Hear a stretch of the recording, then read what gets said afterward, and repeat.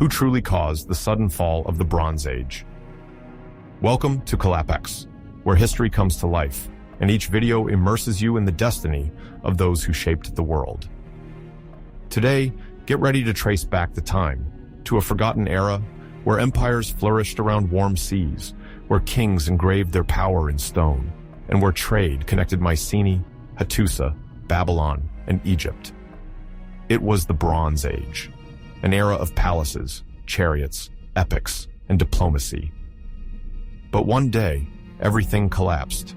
Cities burned, writings fell silent, and people fled lands they had occupied for centuries. Entire kingdoms disappeared, as if swept away by an invisible force. What truly ended this first ancient globalization? But before we set off on a new adventure, don't forget to like the video and subscribe to the channel so you don't miss a thing. Thank you, and have a great journey.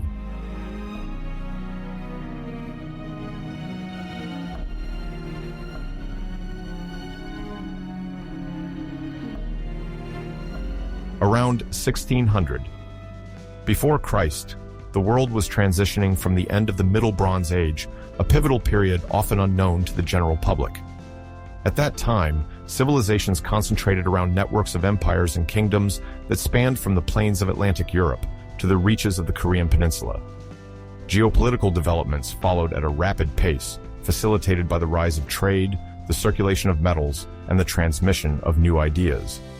Humanity was already applying principles of diplomacy and alliances, sometimes very complex, involving powerful dynasties and peoples in motion.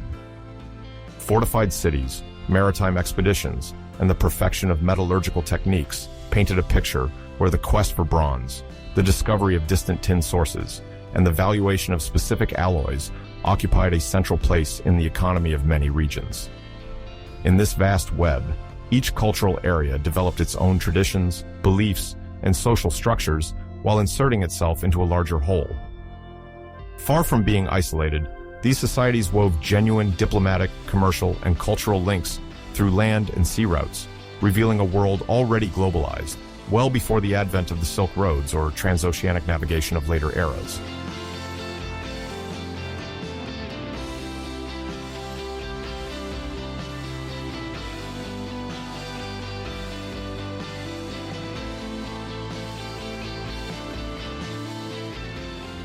At the turn of 1600 before Christ, the period known as the Middle Bronze Age was ending in many regions.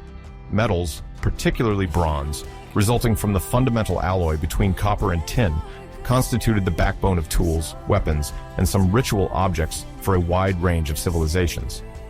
In Europe, from the Portuguese coast to the plains of Central Europe, there was the emergence of hierarchical communities organized around centers of production and power points. Across the Atlantic, ocean currents and land routes facilitated the exchange of raw metals, ingots, and also metallurgy knowledge. Traveling goldsmiths could thus disseminate a more or less standardized technical expertise, contributing to forging standards and the circulation of emblematic objects, such as blades, spear points, or bracelets.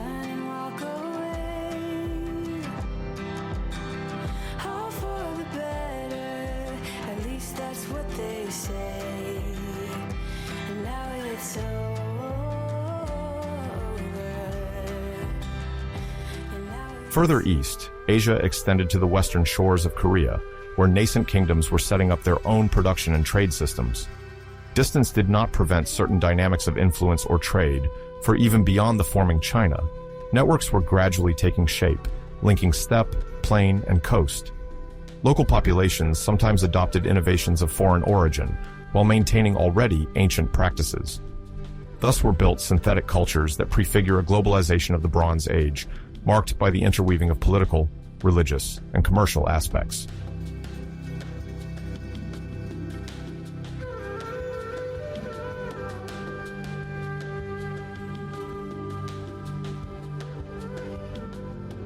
In the Eastern Mediterranean and the Near East, around this period close to 1600 before Christ, power centers were already asserted.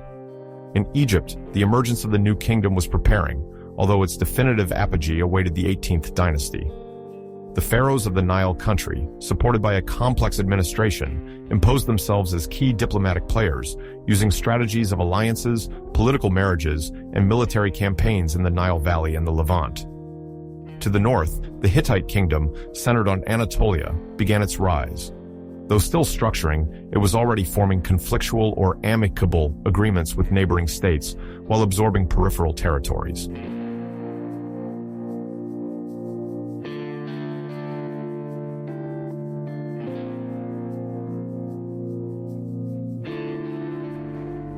On the Aegean shores, Mycenaean cities strengthened their hold, supported by a warrior elite that erects fortifications, accumulates precious metals, and engages in maritime trade. Further east, the Mitanni forms in northern Mesopotamia, taking advantage of power struggles. This allows it to subjugate various city-states, exploiting their resources. At the same time, Assyria, located north of Babylonia, begins to grow in stature, although its hegemony is still nascent. All these powers are connected by caravan routes through the Fertile Crescent, along the Euphrates and Tigris, and by maritime routes along the eastern Mediterranean coasts. The flow of copper, tin, oil, wine, and other raw materials continually circulates, creating a true network linking palaces, sanctuaries, and warehouses.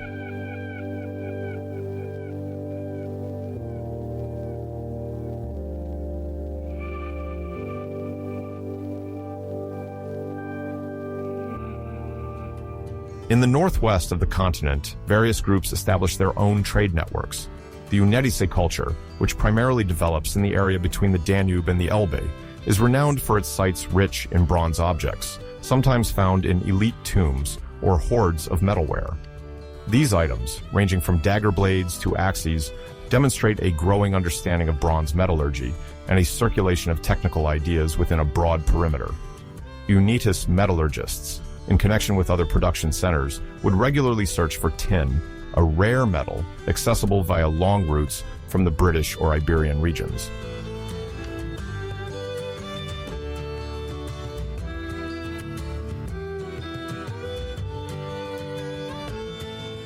The trade of amber, nicknamed the gold of the north for its color and value, forms one of the pillars of the northern European economy. Coming from the Baltic shores, amber crosses Central and Southeastern Europe, fueling the demand of more southern palatial societies.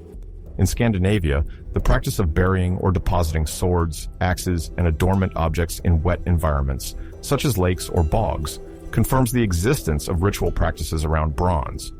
These deposits also suggest an advanced technical level among northern European artisans, who draw inspiration from external models while remaining original in their decoration choices. In this context, the Unetice culture, Atlantic roots, and Scandinavian customs demonstrate the particular vitality of Atlantic and Northern Europe during the Middle Bronze Age.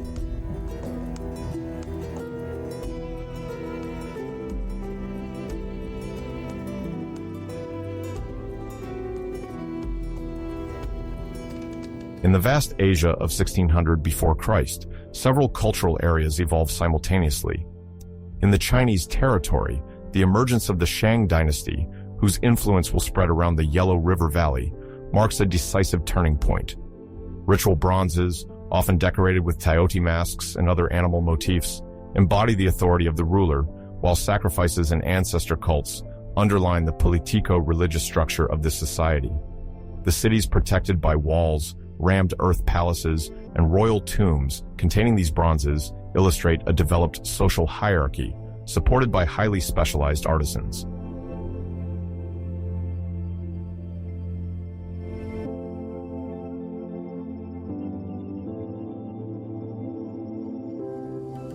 In the Indus Valley, despite the gradual decline of the large Harappan metropolises, some areas maintain notable activity. The writing systems characteristic of Harappa and Mohenjo-daro do not disappear immediately, and some seals still circulate in commercial or symbolic contexts.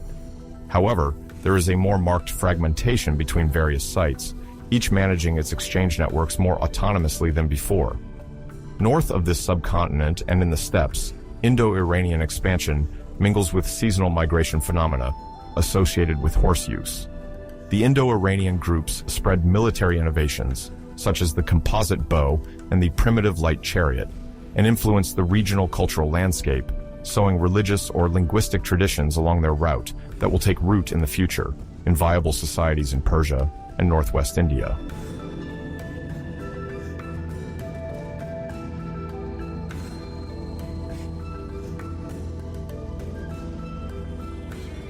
in the heart of the African continent, the Sahara in 1600, before Christ, had not yet reached the extreme aridity that we know it for today.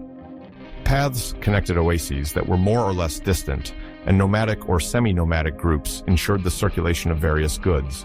One product stood out in particular, Nubian gold, which was sought along the Upper Nile. The gold flows already interested the great Egyptian centers of power, eager to trade this precious metal for the production of jewelry, votive objects, and for its diplomatic uses. On the western edges of the desert, different plateaus were home to populations that might later be associated with the Garamantes, who left behind rock paintings. These representations, mixing hunting scenes and ritual practices, inform us about the fauna, flora, and community organization of groups often skilled in exploiting the sparse resources of the Saharan steppe.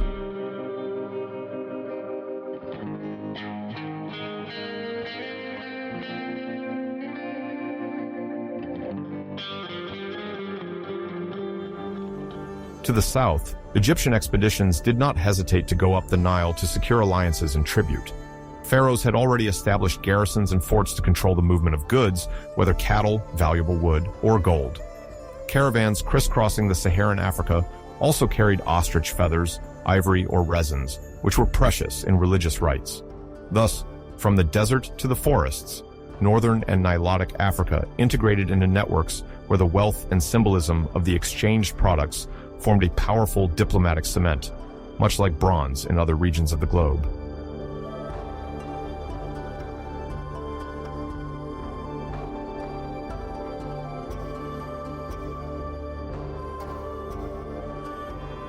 On the American continent, although isolated from the dynamics of the Old World, cultural centers were burgeoning.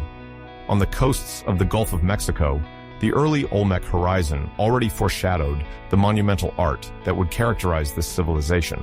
Sculptures of colossal heads and complex bas-reliefs depicting semi-human, semi-feline figures. The Olmecs seized key resources like jade and obsidian, which they traded locally or over longer distances. In the Andes, populations established on mountain slopes or coastal plains maintained an exchange system centered on obsidian, used to make projectile points and finely crafted tools. Some of these exchanges favored natural corridors crossing the Cordillera, thus connecting several cultures in formation, sometimes dominated by elites seeking to centralize the flow of agricultural and artisanal products.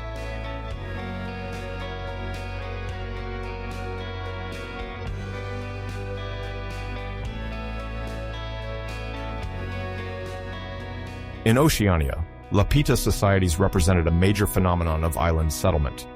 They were distinguished by elaborate pottery adorned with stamped geometric patterns and by a remarkable mastery of navigation, allowing them to move between multiple islands of Melanesia and Western Polynesia.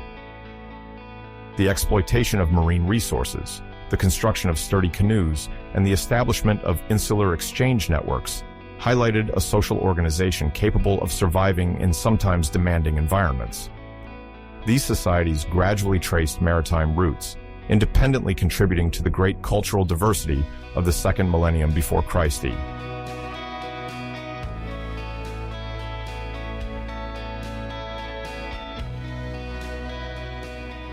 Between 1500 and 1300 before Christ, the Near East and Aegean space were dominated by a highly elaborate diplomatic and political system, sometimes referred to as the Club of the Great Kings. This appellation evoked a network of alliances, often materialized by royal correspondences and diplomatic marriages, which united the most powerful rulers in the region. At the heart of this network were the Egyptian pharaoh, the Hittite king, the ruler of Mitanni, a territory located in present-day Syria and northern Mesopotamia, and other actors capable of influencing international balances. Egypt, under the New Kingdom dynasty, maintained a vast empire extending into Nubia and the Levant, while the Hittite kingdom, centered on Anatolia, sought to assert its authority over neighboring regions. The first Mycenaean entities, such as Mycenaean Pylos in southern Greece, gradually emerged as powers capable of trading and negotiating on an equal footing with fortified coastal cities like Ugarit, located on the Syrian coast. In this world, where kings sought to preserve their standing, diplomatic exchanges often took place through letters, gifts, and the sending of princesses in marriage.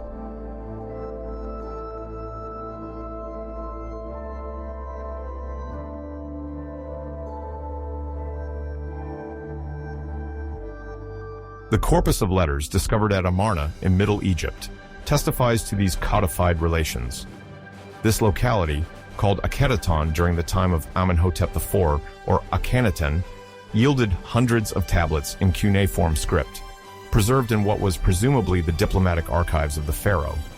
Among these pieces, there are messages addressed by the rulers of Babylon, Assyria, Mitanni, and of course, by the Hittite king. The royal wives, hailing from these regions, form a living link between dynasties, helping to ensure peace or restore it in case of repeated tensions. Indeed, in this perspective, marrying a Hittite princess to an Egyptian pharaoh guarantees a formal alliance treaty while sealing reciprocal obligations. The rulers do not hesitate to claim themselves as brothers or fathers, depending on their hierarchical rank, in official correspondence. The titles and formalities inscribed on these tablets emphasize the importance of etiquette. The pharaoh can, for instance, be called my brother, great king of Egypt, while the Hittite king receives similar marks of respect. Such conventions promote regional stability by placing protocol at the service of commercial and military negotiations.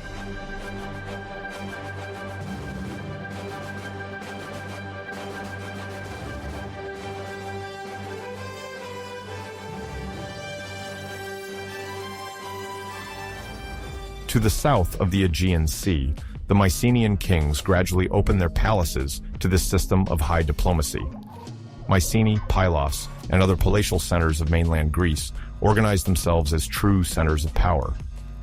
Within these palaces, tablets inscribed in what is then known as Linear B script, derived from the Minoan Linear A and adapted to the archaic Greek language, are crafted. While these Mycenaean kingdoms do not always enjoy the same status as Egypt or Hatti, also known as the Hittite kingdom, they establish contacts of primary importance with Crete, Cyprus, and the Levant. The accounting documents unearthed in the palatial ruins demonstrate mastery of administration and control over agricultural, craft, and military resources.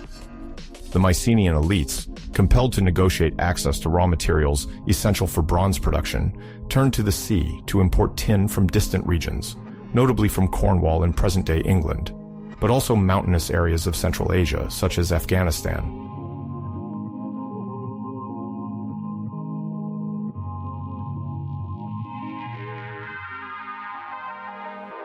At the same time, the powerful Hittite Empire, whose capital is Hattusa, in present-day central Turkey, also maintains diplomatic exchanges with the pharaoh and other monarchs in the region.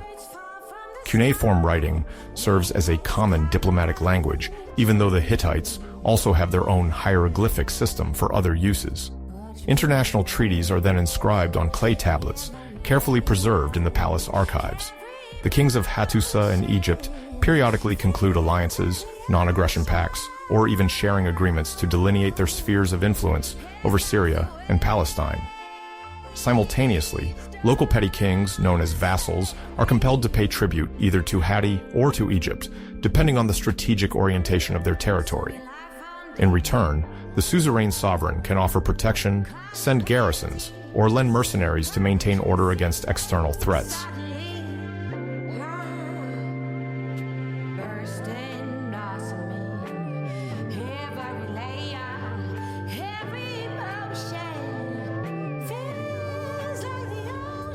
In this play of influences, the city of Ugarit, on the eastern Mediterranean coast, plays the role of a commercial interface between the Syrian hinterland and the Aegean basin, becoming a major hub for shipments of wood, oil, wine, and metals. The city enriches itself through its active port.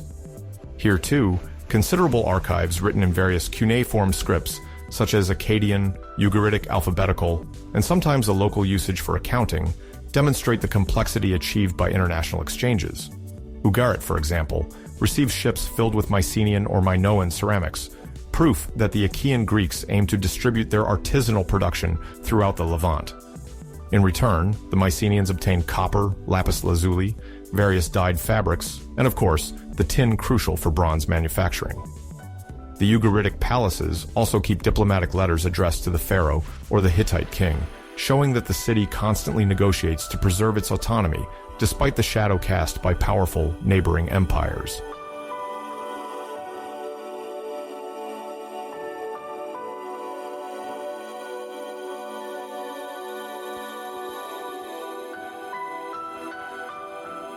Within the Club of Great Kings, one of the most striking examples of diplomatic demand is found in the famous tablet EA-23, discovered among the Amarna archives. This letter somewhat reverses the usual roles. The Pharaoh of Egypt demands from another sovereign, or discusses the possibility, of obtaining a 2-meter-tall gold statue.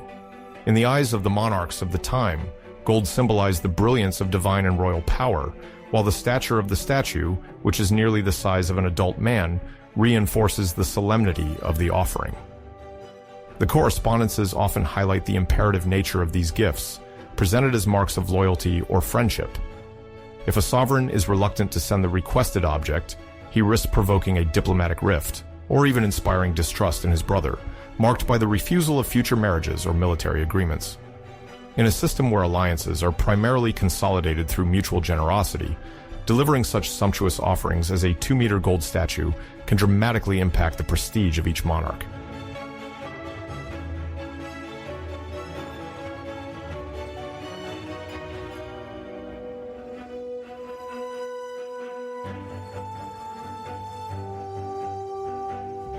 This pursuit of prestige is set within a political network where symbolic recognition matters as much as military cohesion.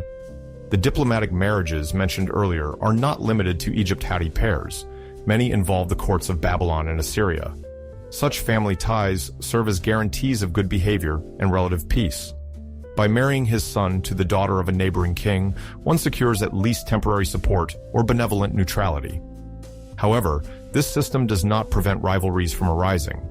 When the Hittites seize a vassal city of Mitanni, tensions arise, forcing Egypt to reposition its troops and alliances accordingly.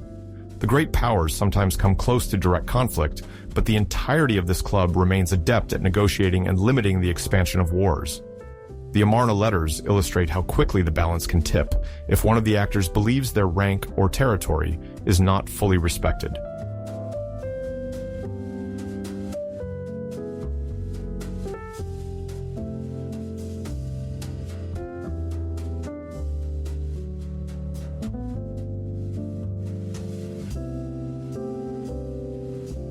The palatial administration, common to these various territories, is characterized by the development of meticulous archiving systems. At Mycenae and Pylos, inventories of livestock, personnel, and harvests are compiled on linear B tablets. Scribes prioritize data, list specialized craftsmen, keep accounts of raw materials deliveries, and distributions of rations. They also document the number of weapons, chariots, and horses available to organize defense or participation in military campaigns. On the Hittite side, in the capital Hattusa, entire rooms are filled with cuneiform tablets detailing diplomatic treaties, lists of vassals, and royal ordinances. Hittite scribes sometimes master international languages such as Akkadian, a tongue used both in the Mesopotamian Valley and in inter-kingdom diplomacy. As for Ugarit, its alphabetic cuneiform writing represents a crucial milestone in the history of writing, proving the linguistic diversity of the time. In the texts, there is evidence of messengers received or sent, taxes paid in kind, and records of ships loaded with metal ingots.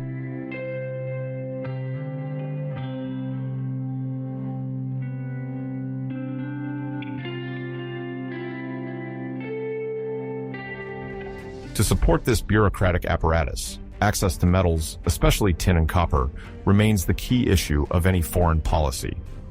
Bronze, obtained by fusing copper and a small proportion of tin, usually around 10%, is essential for tools and weapons. Copper-producing regions are relatively closer to the major centers of power. Cyprus, known since antiquity for its abundance of copper, plays a central role. The Hittite kings and pharaohs attempt to maintain friendly ties there to ensure supply. The Mycenaeans, with their ships navigating the Mediterranean, constantly negotiate to load Cypriot copper and transport it to their production centers. The strategic importance of Cyprus is such that several powers might seek to vassalize it or impose preferential trade treaties.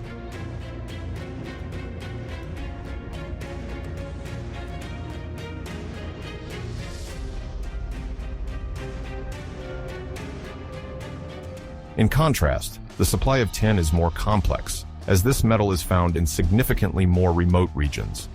The mines of Afghanistan, sometimes controlled by local tribes, may be integrated into the sphere of the Mitanni Empire or establish contacts with the nascent Assyria.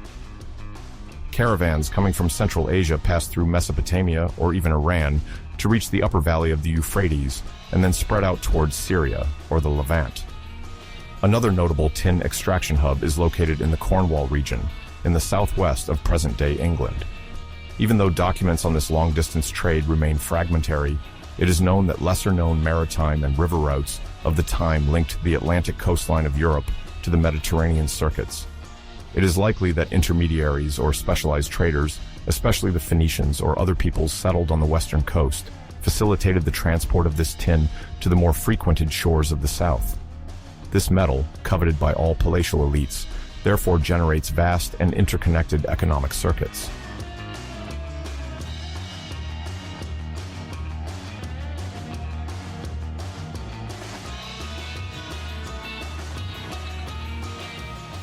The scarcity of tin explains the importance given to alliances. Anyone wishing to ensure a regular flow must build strong diplomatic ties. It is deemed indispensable to maintain peace with territories necessary for the passage of caravans or to offer military protection to prevent bandits or hostile powers from blocking trade routes. Therefore, the question of vassalage becomes central, as a vassal state agrees to recognize the nominal authority of its overlord, to pay tribute, and to cede a part of its resources, but receives in return the financial and military support it needs to protect against the enemy. Vassals also provide contingents to their overlords for military campaigns. In the Levant, some local kings find themselves torn between Egyptian control to the south and the growing Hittite Empire to the north. This is why there are sometimes abrupt changes of allegiance, with envoys sent to the Hittite or Egyptian court to negotiate a more favorable clause or to denounce a rival's shortcomings.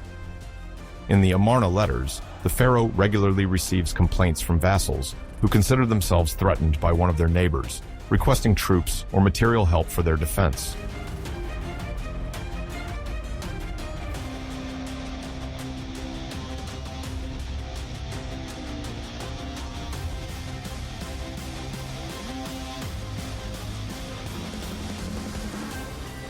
The documents of this club of great kings highlight the codified nature of reciprocal politeness. When the Babylonian or Hittite sovereign writes to his Egyptian brother, he does not hesitate to remind them of their equal rank, the unique condition for maintaining harmony and asserting his own prestige. Sometimes, a king complains of not having received enough gold, precious fabrics, or horses promised during previous exchanges. In other cases, he demands the release of a hostage or the restitution of a territory, brandishing an old treaty engraved on a tablet.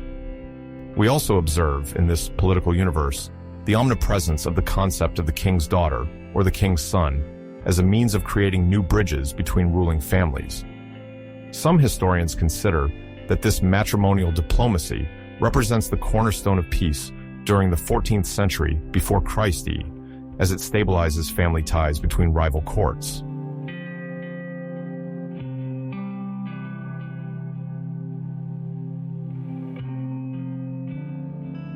Moreover, these alliances are not limited to the purely terrestrial sphere, as a religious aspect often underpins the treaties of friendship. Hittite kings frequently invoke their deities, such as the storm god, also known as Tisub, or the sun goddess of Irina, to guarantee the authenticity of the oaths pronounced. The pharaoh, on the other hand, may call upon the great Egyptian gods, such as Amun or Ra, who are supposed to punish perjury and protect legitimate agreements. In the archives, one sometimes finds ritual curses against unfaithful vassals or kings who would betray an agreement. The sacred nature of royal speech justifies both the pride of those who conclude an agreement and the fear of those who might think of contravening it.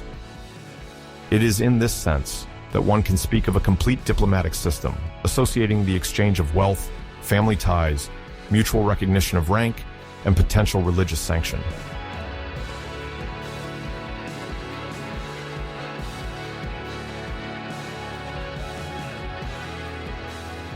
Each major power controls a network of vassal territories, trading cities, and military posts.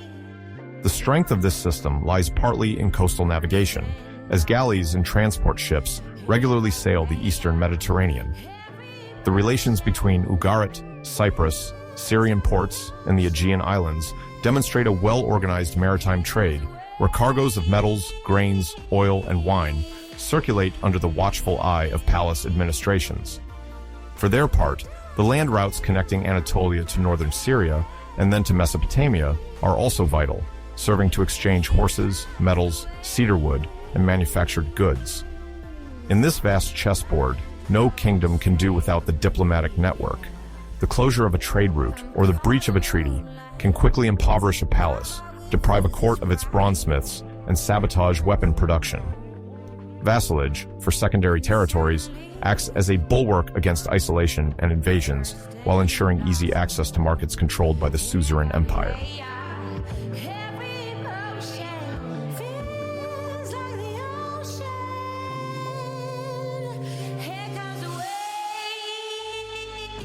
Interactions between Mycenae, Pylos, Hattusa, and Ugarit illustrate the complexity of these ties.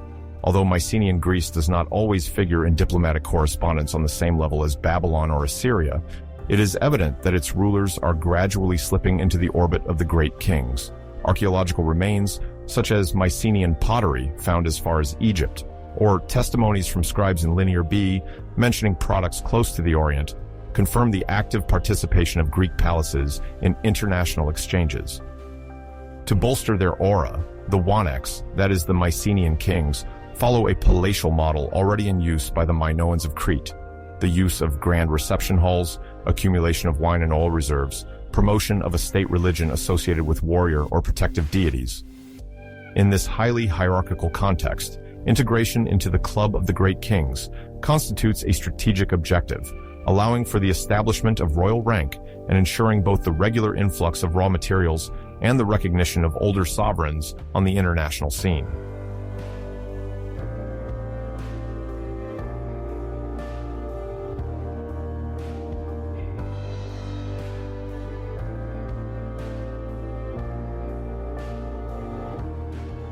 The anecdote of the tablet EA23 illustrates how the symbolic value of a gift can outweigh the purely material dimension.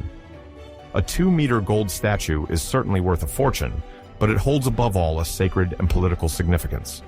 It attests to the generosity or submission of one king to another. If it were all about wealth, it would suffice to send gold in the form of ingots. The choice of a statue, which requires elaborate goldsmithing work and embodies the divine presence or favor, far surpasses a simple economic transaction. This example highlights the delicate architecture of past alliances between the monarchs of the Near East and the Aegean.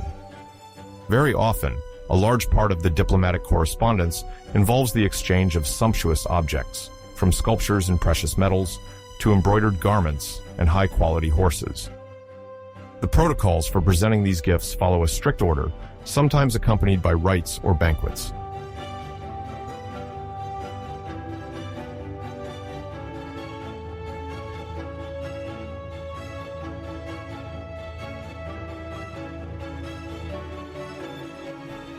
At that time, the notion of vassalage, though it might seem unequal, proved essential to avoid open war. The petty kings of the Levant, or Central Anatolia, were well aware that they would never muster the troops necessary to defeat Egypt or the Hittites. They therefore preferred to show allegiance to one of the great kings and benefit from their protection. In return, they sent an annual tribute in the form of horses, grain, metals, or labor. Some became guardians of sections of roads, tasked with ensuring the safety of caravans, while others watched over strategic passes. This organization resembled a network of satellite states, each striving to maintain the balance of power in its region. As soon as a suzerain became too demanding or a rival emerged, allegiance could shift, fueling a constant diplomatic dynamic. Cuneiform tablets found at Hattusa describe, for example, Thracian or Anatolian kings siding with the Egyptian side as soon as they felt the Hittite grip wavering, and vice versa.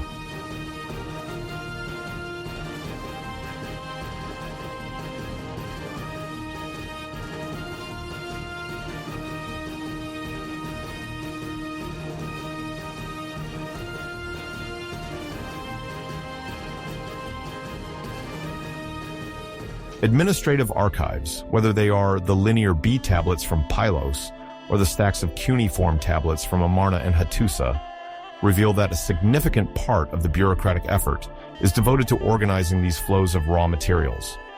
Scribes record the quantity of tin received, its exact origin, the nature of imported copper, particularly oxide ingots or raw blocks, and the purpose of the shipments, forging sword blades, casting spearheads, or preparing votive offerings for temples. The role of temples, moreover, is not negligible.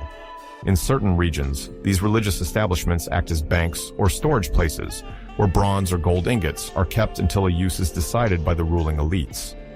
Thus, religion and economy intersect and influence each other, as a temple well-stocked with rare metals can offer material support to the king's military campaigns while enhancing its own prestige.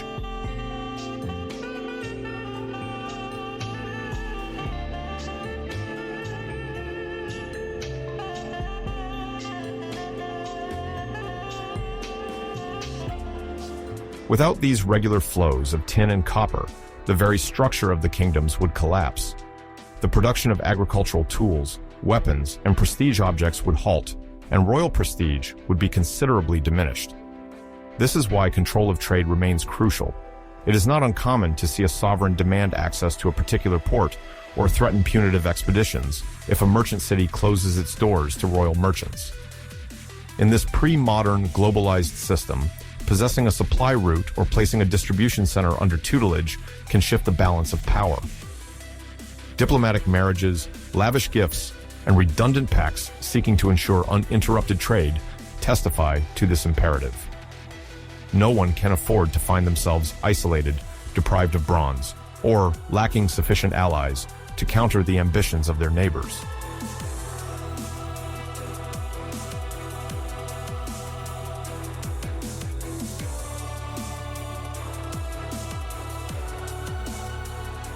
In the context of the second millennium before Christ, the late Bronze Age sees the flourishing of a series of economic and technological innovations spreading from the Aegean basin to the reaches of the Near East. Palatial centers like those of Mycenae, Pylos, or Ugarit multiply exchanges and refine skills that will durably shape the societies of this time. Among the key elements, bronze metallurgy, now established on a standardized alloy of 9 parts copper to 1 part tin, plays a decisive role. This ratio, implemented to improve the hardness and resistance of weapons or tools, is found recorded in numerous relics, notably administrative tablets and palatial production registers, attesting to remarkable technical rigor.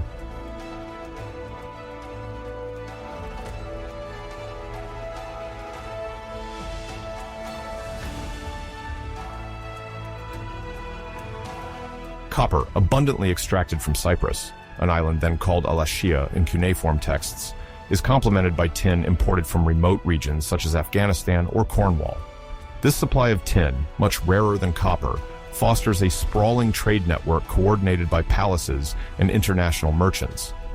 The casting technique often employs bivalve molds made of stone or refractory clay, allowing mass production of weapons like swords and spearheads. The Naue 2002 type sword, recognizable by its massive hilt and designed for close combat, becomes a symbol of martial efficiency during this period. Palatial workshops gradually standardize its dimensions and composition to enhance its solidity on battlefields.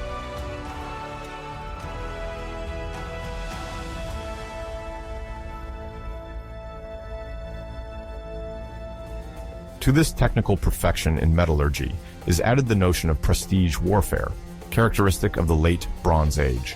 The great kingdoms, whether Egypt, the Hittite Hatti, or the Mycenaean cities, place considerable importance on the demonstration of military power.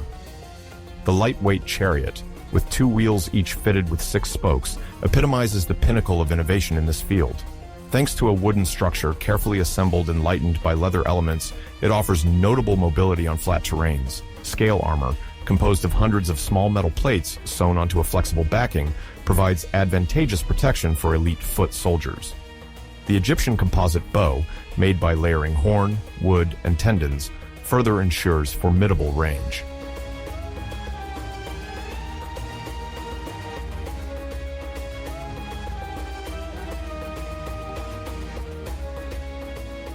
The presence of these sophisticated armaments is not solely intended for direct confrontation. It also serves as a diplomatic tool, as offering a richly decorated chariot or a superior crafted bow to an allied sovereign can seal a pact or consolidate an alliance.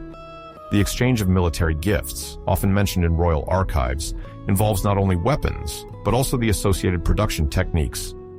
This selective dissemination of know-how reflects the formation of a warrior elite, the warrior kings, who rely on foreign mercenaries and metallurgy specialists to uphold their ranks. Rivalries, though frequent, are interwoven with technological aid aimed at maintaining a balance of power across the Levant and the Aegean.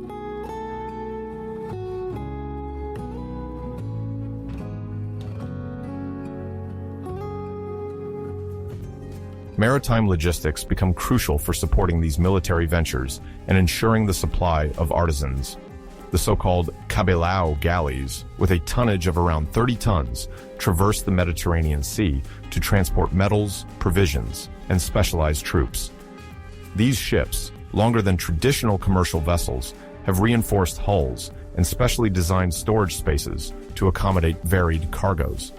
The use of cabotage, or coastal navigation by stages, connects Cyprus, the main source of copper, to Adriatic ports via strategic stopovers like Tyre, Sidon, or Rhodes. This segmented organization of travel reduces risks associated with weather and sea attacks while maintaining a steady flow of goods essential for the operation of palaces.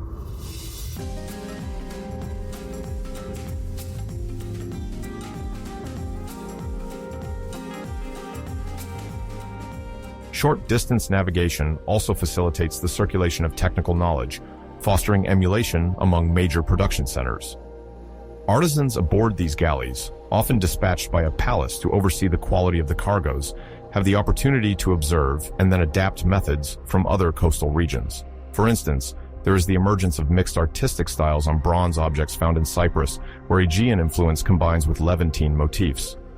Innovations, such as new types of molds or rivets, are exchanged through these routes, contributing to the homogenization of certain practices. This commercial and cultural dynamic increases the need for a reliable financial system capable of handling large-volume metal transactions.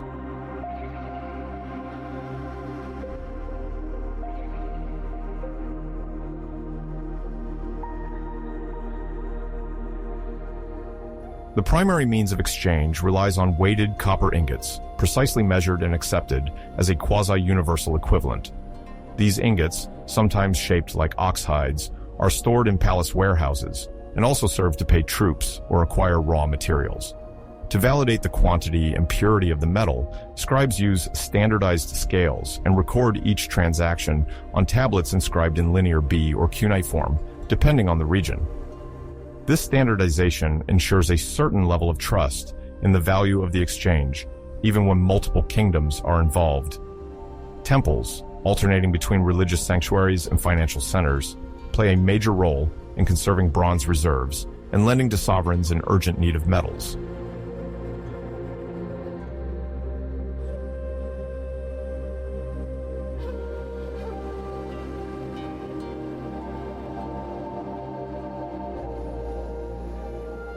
In many cities, the temple bank is directly linked to the royal court, forming an essential tandem for economic stability. Scribes, acting as sacred accountants, record deposits and loans, while priests justify the spiritual legitimacy of these metal flows. Interest rates, when applied, often take the form of additional contributions in kind, such as offerings of grains, wine, or livestock. Documents from the archives of Ugarit show that some private merchants can also resort to this system, provided they maintain good relations with the palace administration. Thus, the boundary between public, cult, and private economy appears relatively permeable as long as bronze continues to flow and circulate without hindrance.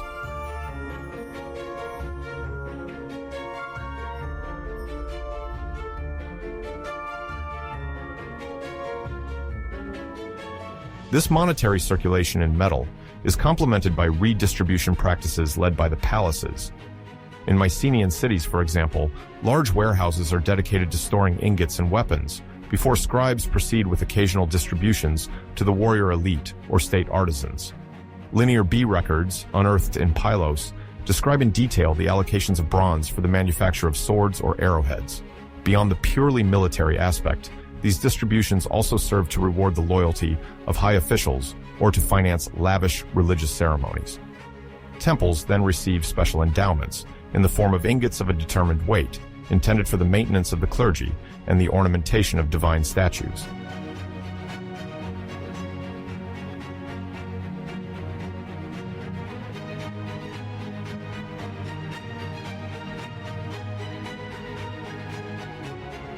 Conversely, this system requires constant inflows of metals to offset expenses. Military campaigns, while offering the opportunity to plunder resources, do not always suffice to meet the growing needs for copper and tin. Therefore, trade alliances remain indispensable to preserve the balance. The palaces sometimes finance maritime expeditions exclusively for the purpose of acquiring metals, equipping ships loaded with precious objects intended for barter. Hittite archives report the dispatch of royal convoys to Cyprus and the Levant, while tablets from Mari, further east, mention the purchase of ingots in considerable quantities. The involvement of private merchants, often commissioned by the royalty, completes this system by exploring new markets for import-export.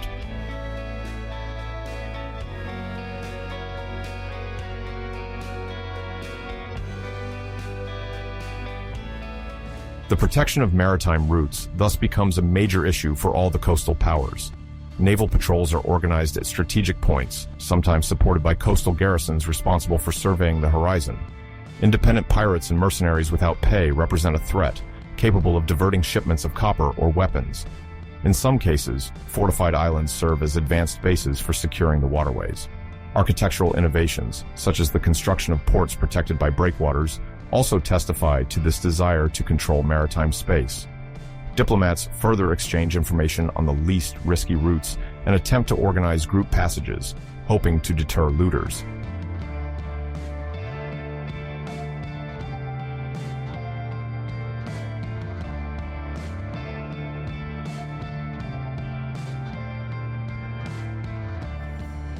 The evolution of shipbuilding greatly benefits from these imperatives.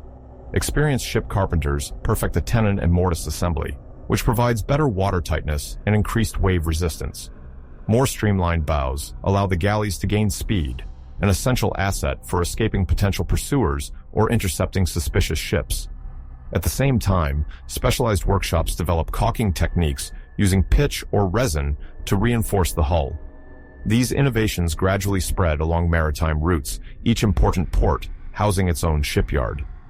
Under the impetus of local lords, the fleet becomes not only a military tool, but also a crucial cog in the trade of metal products.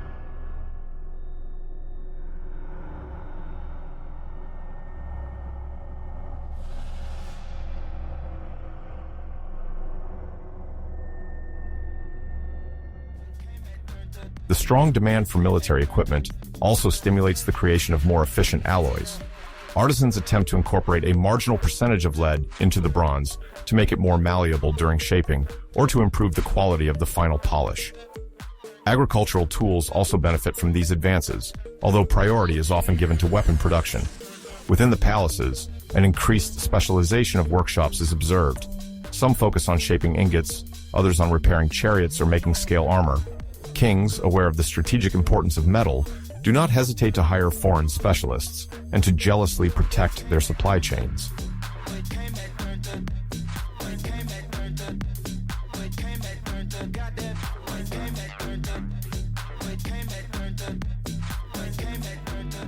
The composite bow, notably in Egypt and among the Hittites, wonderfully illustrates the complexity of these productions. Its layered structure, integrating wood, horn, and sinew, requires meticulous craftsmanship and long drying stages. Each material brings complementary properties. The horn strengthens the inner face, the sinew increases tension on the outside, and the wood ensures the overall cohesion. The best bows are capable of shooting arrows over longer distances than simple bows, providing a decisive tactical advantage against less equipped armies. To preserve this manufacturing secret, the workshops are closely monitored, and specialist artisans cannot easily leave the kingdom without royal authorization.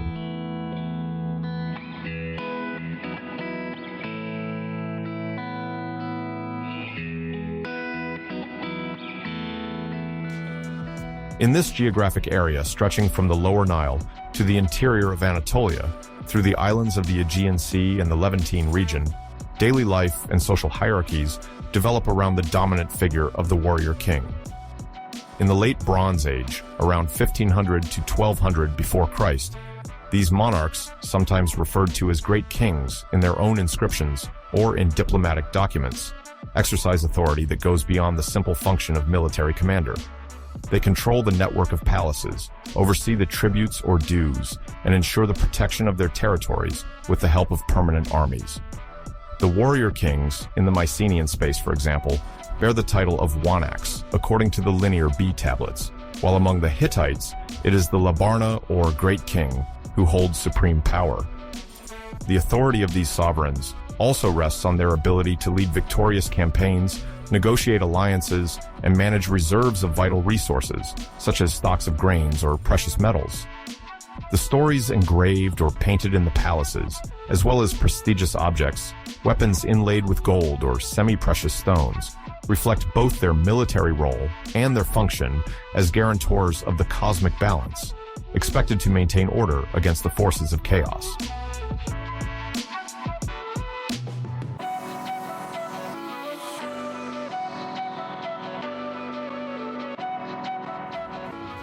Just below this ruling elite are the priests and priestesses, who play a crucial role in religious life, offering rites and major calendrical festivals. In New Kingdom Egypt, for example, the solar cults related to Aten, particularly emphasized under the reign of Pharaoh Akhenaten around 1353 before Christ, rely on a clergy whose power can sometimes rival that of the sovereign. Although the cult of Aten began to develop as a practice oriented towards a singular sun god, the great Egyptian temples still house multiple divine forms, as the return to traditional worship occurs quickly under the reign of Tutankhamun, re-establishing the preeminent role of Amun and other ancient deities. Further north, in the Hittite kingdom, the sun goddess of Irina, considered one of the main deities of their pantheon, receives devoted worship. The sovereign prays to her for victory over enemies and prosperity for his lands. The priests, tasked with preserving these sacred traditions, maintain archives, lists of sacrifices, and ritual directives. The art of reading and writing, be it in Egyptian hieroglyphics, Akkadian cuneiform, or Luwian hieroglyphics, bestows upon them a special place in the culture. Writing, perceived as a means of communication with the divine, grants the clergy considerable intellectual and spiritual power.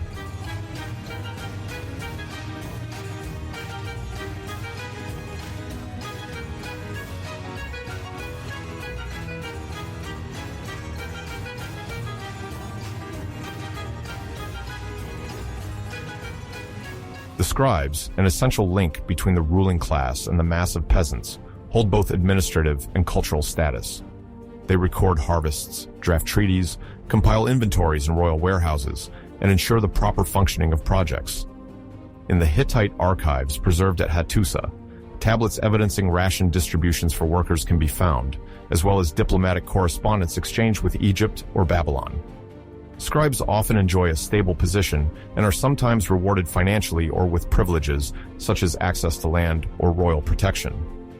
Within the Mycenaean world, the linear B tablets discovered at Pylos and Knossos describe the existence of these writing specialists who note every movement of goods like wool, oil, and wine, then record military personnel. Since the formation of a scribe is obtained at the cost of many years of learning, few people possess this skill, conferring on writing professionals a certain form of documentary monopoly.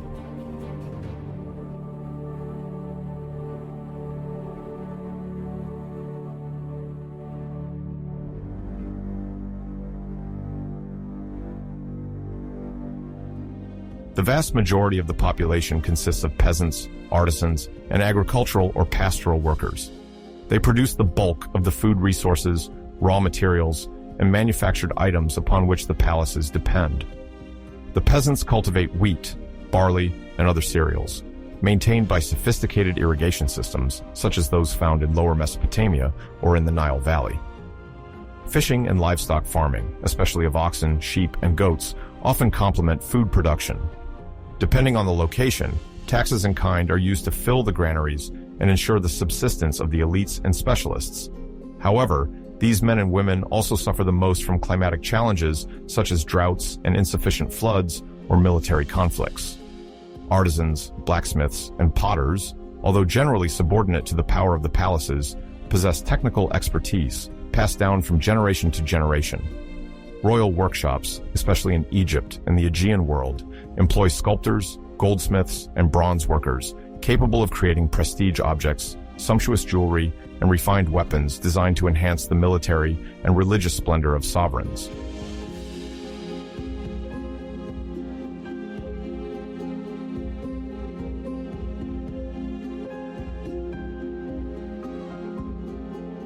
Next to these categories of the local population, there exists a particular layer of foreign mercenaries, often referred to as Marianu in a Near Eastern context, where this term is notably found in texts written in Akkadian. The Marianu constitute specialized troops, frequently mobilized to reinforce the royal or palatial armies. In the Egyptian sphere, they appear among the personal guard of pharaohs, such as those of the 68th dynasty, who value the recruitment of exotic fighters with specific martial skills. These foreigners sometimes form elite archer or infantry units and may receive a plot of land as payment, which facilitates their settlement. Their presence reflects the interconnectedness of the late Bronze Age, where soldiers could be engaged from different regions, be it Nubia, the Levant, or Anatolia. In territories under Hittite domination, likewise, contingents of auxiliaries from subjected or allied lands are found, distinguished by their equipment and even their native language, all while respecting the suzerain power of the great king.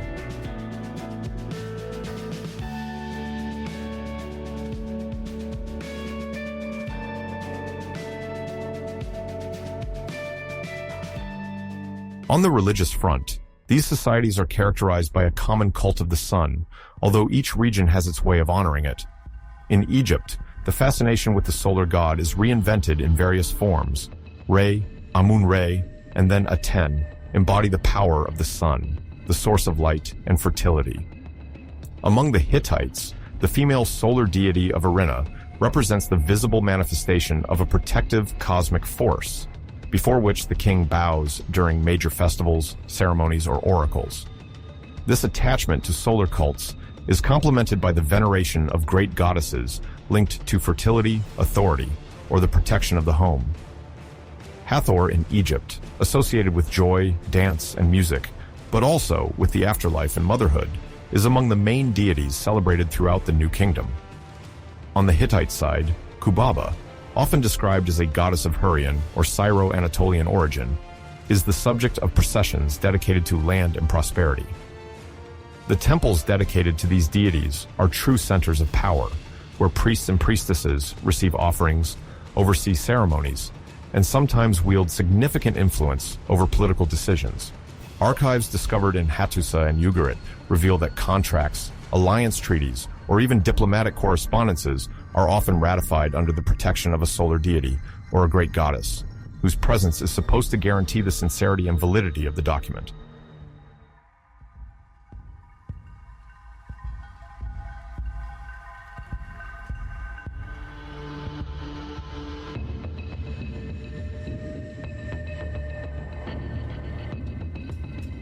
Among the various cultural and festive events that punctuate the life of these kingdoms, the Hittite festival, known as the Festival of the Lion Gate, holds a singular place. According to Hittite tablets, this ceremony takes place not far from the large monumental gates that protect the city, particularly the Lion Gate of Hattusa, adorned with leonine sculptures meant to embody strength and royalty. During this festival, rituals are performed to reaffirm the power of the king, as well as the benevolence of the sun goddess. According to an anecdote reported by some epigraphic sources, the symbolic release of prisoners is practiced there.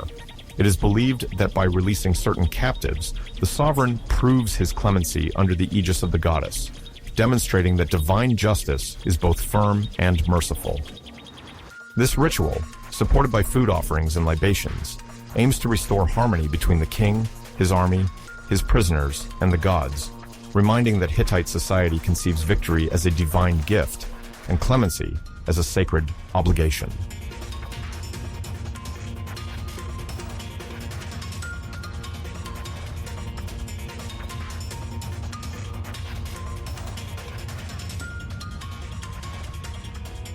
Beyond these festivals, the material culture, particularly in terms of artistic expressions, reflects the intense circulation of ideas and symbols. The Minoan-style wall frescoes, discovered at Avaris, the ancient Egyptian capital known as Pi-Rameses during the New Kingdom period, illustrate the ability of the Egyptian elites to adopt Cretan or Mycenaean models to decorate their palaces. These paintings, with motifs of leaping bulls or marine patterns, testify to the commercial and diplomatic contacts linking Crete, the Greek mainland, and the Nile Valley. It is known that Queen Ahotep between the 17th and 18th dynasty, as well as other royal figures, could adorn themselves with jewelry made according to Mycenaean or Minoan techniques, proving the extent of these exchanges. Similarly, it is not uncommon to find in the tombs of the Egyptian aristocracy imported objects, such as certain Mycenaean pottery with decorated glaze, carefully arranged to accompany the deceased into the afterlife.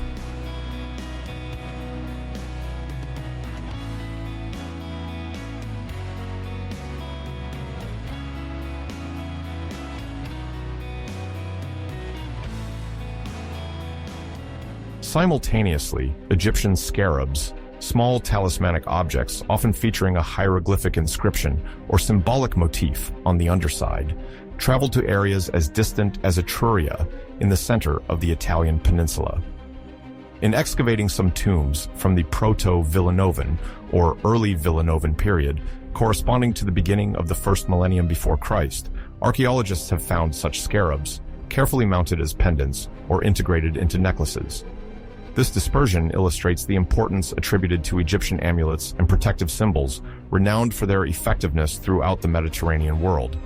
The Etruscan or Proto-Italic elites, fascinated by Oriental exoticism, sought to display their knowledge of distant cultures and reinforce their own symbolic power. This network of exchanges thus serves both to convey material goods and to disseminate religious or artistic concepts. It is not uncommon for certain iconographic motifs, such as the ujat, symbolizing the protective eye, the lotus flower, or the uraeus, symbolizing the royal serpent, to gradually be adapted in local art, assimilated to deities or symbols, specific to the regions that adopt them.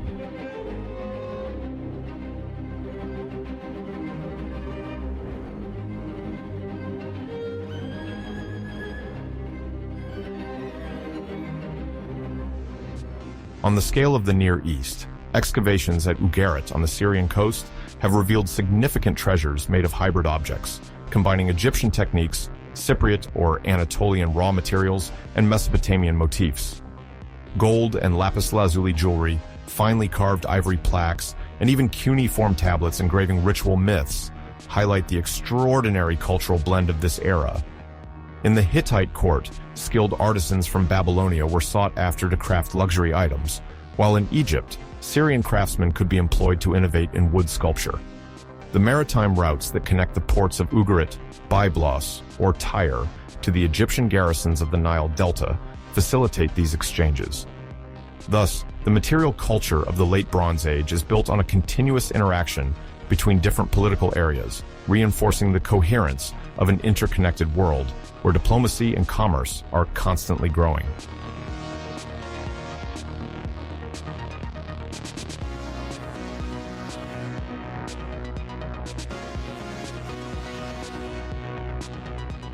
The notions of prestige and rank affiliation are evident in the choice of rare materials: gold, silver, electrum, but also semi-precious stones like carnelian, turquoise, or lapis lazuli, all reserved for the creation of sacred or royal objects.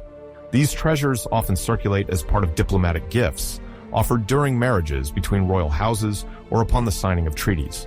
Texts from Mari or Akkad, earlier periods, already mention such exchanges, but in the Late Bronze Age, they take on an even broader dimension, covering a territory that spans from the Nile Valley to the shores of the Aegean Sea, and even beyond.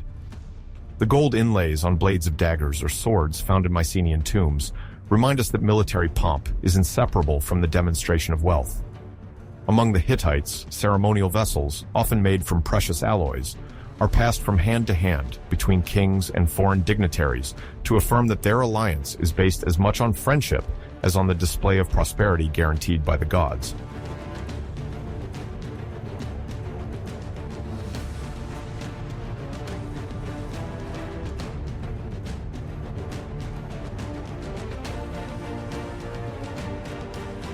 While we observe such refinement in material production, it is noteworthy that art and religion are closely intertwined with politics. The Minoan frescoes at Avaris are not mere decorations. They accompany an ideological stance of the royal court, which seeks to be open to foreign influences while imposing its own radiance. The Egyptian scarabs exported to Etruria are not just ornaments. They symbolize regeneration and divine protection, attached to the god Khepri, who is the aspect of Re at dawn. Thus, the appropriation of these objects by other peoples owes as much to their preventative or beneficial dimension as to their aesthetic value. The Marianu mercenaries, for their part, illustrate a form of human circulation that goes hand in hand with the importation of new cults. Some local deities can travel with the troops, temporary sanctuaries can be constructed in distant garrisons, and foreign rites can graft onto pre-existing customs. Thus, military and mercantile peregrinations foster a religious permeability, creating local pantheons with multiple facets.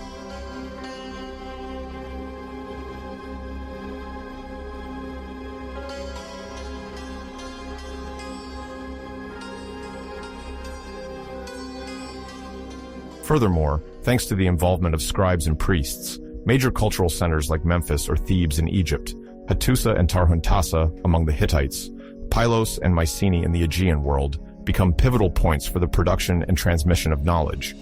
The libraries of cuneiform tablets, notably in Anatolia and Syria, contain theological treatises, magical rituals, lists of omens, and myths that bridge the gap between religious function and empirical knowledge, such as the observation of stars or the analysis of dreams. Among the Egyptians, the Book of the Dead and other funerary texts, reproduced on papyrus or on the walls of tombs, reflect the prominent role of religion in the understanding of the world here and beyond. In this context, priests and scribes do not limit themselves to mere administrative management. They are also guardians of a cosmic vision, founded on the respect of Ma'at, meaning the universal order, or the Hittite equivalent of divine laws.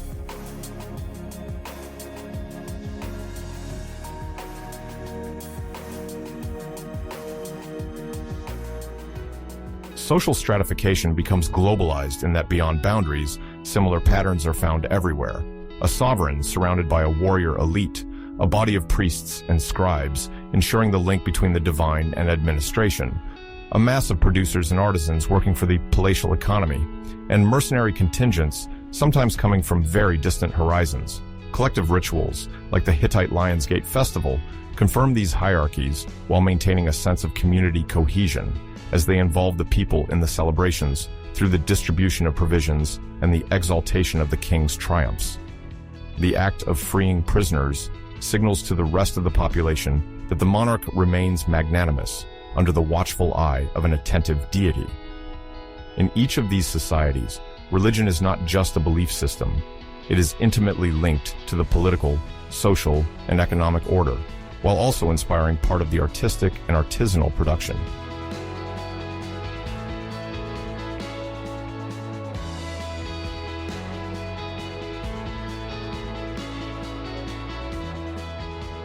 Finally, it is observed that the blending of artistic influences is not limited to just a few frescoes or amulets. Techniques of stone carving, ways of working ivory, the practice of glyptics, such as the engraving of Mesopotamian cylinder seals, or the processes of enameling and inlaying metal, travel from one region to another. Thus, Minoan artisans settle in the pharaonic court to introduce their skills, just as Syrian goldsmiths may find employment with the great Hittite king. This dynamic is visible in archaeological deposits with Egyptizing bronze statuettes discovered in Mycenaean sanctuaries, orthostats decorated with Anatolian reliefs presented in Syrian cities, or even Mesopotamian influences in Hittite royal iconography. This all gives rise to a syncretic artistic style where borrowings blend with local traditions, sometimes very ancient ones.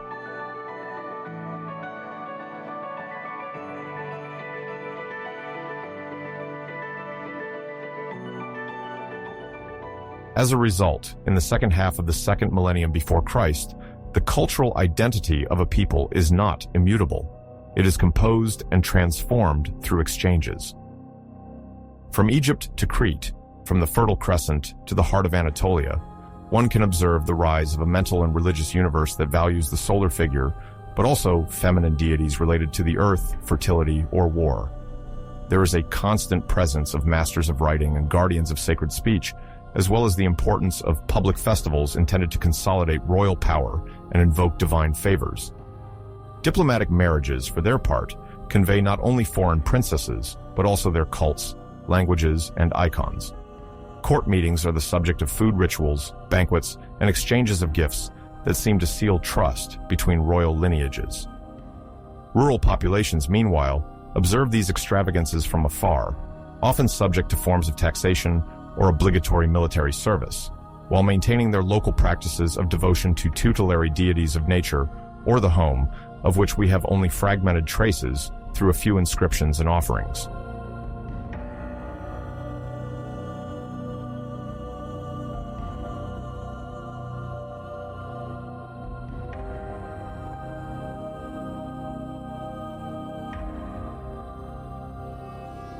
In this context, the role of collective festivals, such as the Lion Gate Festival among the Hittites, appears as a privileged moment to reveal each person's status, but also to address certain power issues. The ritual restitution of captured individuals crystallizes the notion of justice and absolute control exercised by the palace over the life and liberty of subjects. This dimension of public display, reinforced by the presence of sacred objects, music, dances, and processions, serves to remind all levels of society that war itself is justified by the gods, and that military success legitimizes the king's right to dictate the law.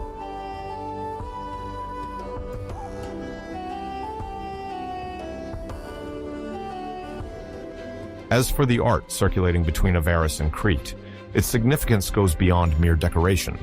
It testifies to a phenomenon of transculturation. Scenes of bull leaping or Minoan-style botanical motifs painted on the walls of the Egyptian delta are not servile copies, but reinterpretations of a visual repertoire that fascinates the pharaonic court. Conversely, these interactions can influence Cretan or Mycenaean art, which adopts certain scenes of Egyptian-style banquets or incorporates objects of Nilotic origin during palace ceremonies. The Egyptian scarabs that reached Etruria show in another register that beyond the Mediterranean, emerging cultures draw inspiration from Egyptian religion to shape their own ritual practices. The very idea of protecting oneself with the image of the deified scarab, bearer of life, thus crosses seas and centuries.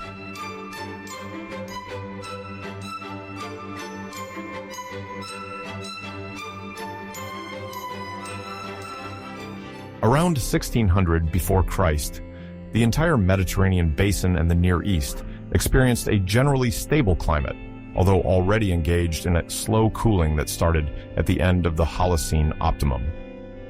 This optimum, approximately stretching from 9000 to 6000 before Christi, was characterized by relatively high temperatures and conditions favorable to the development of agriculture in various regions of the globe. Over millennia, variations in summer sunlight and gradual changes in atmospheric circulation slowly altered these balances.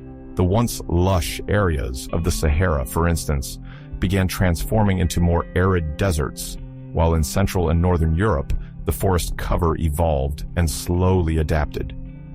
During the period of interest, namely, the transition between the Middle Bronze Age and the Late Bronze Age, this cooling manifested as slight fluctuations in temperature and precipitation, impacting agricultural productivity, the availability of surface waters, and the logistics of large kingdoms.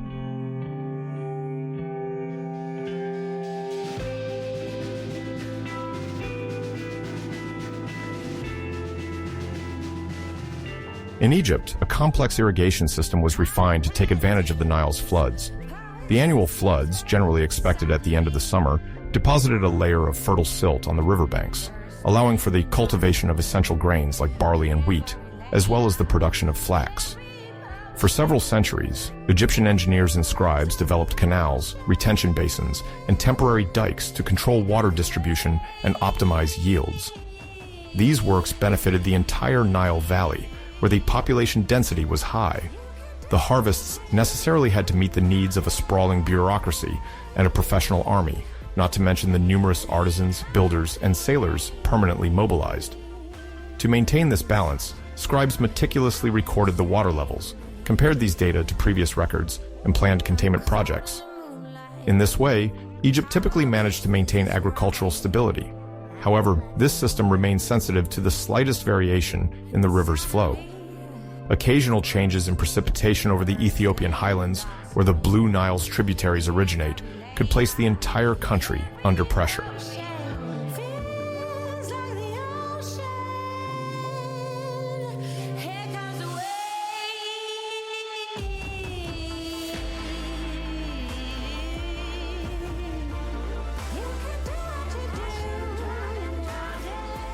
East of the Nile, in the Levantine region, the topography was less conducive to vast river floods and more to the organization of agricultural terraces.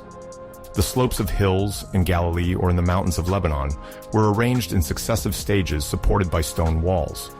On these terraces, vines, olive trees, and rare grains were cultivated, protected from runoff. The winter rains, more or less abundant, fed underground cisterns and modest canals. These devices proved crucial in areas subject to rainfall irregularities. While coastal regions received more moisture, areas further south and inland could face droughts lasting several months.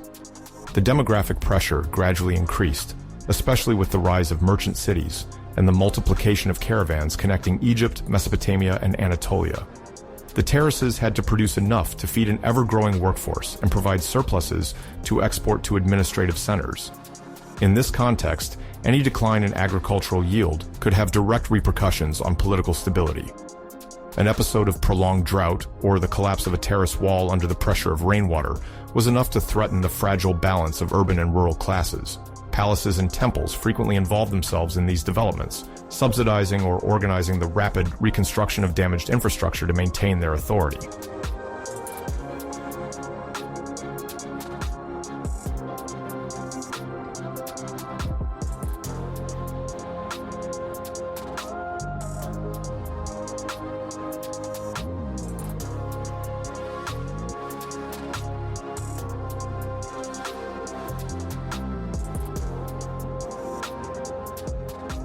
On the heights of Anatolia, the climatic conditions oscillate between snowy winters, essential for replenishing water reserves, and dry summers that can severely challenge cereal crops.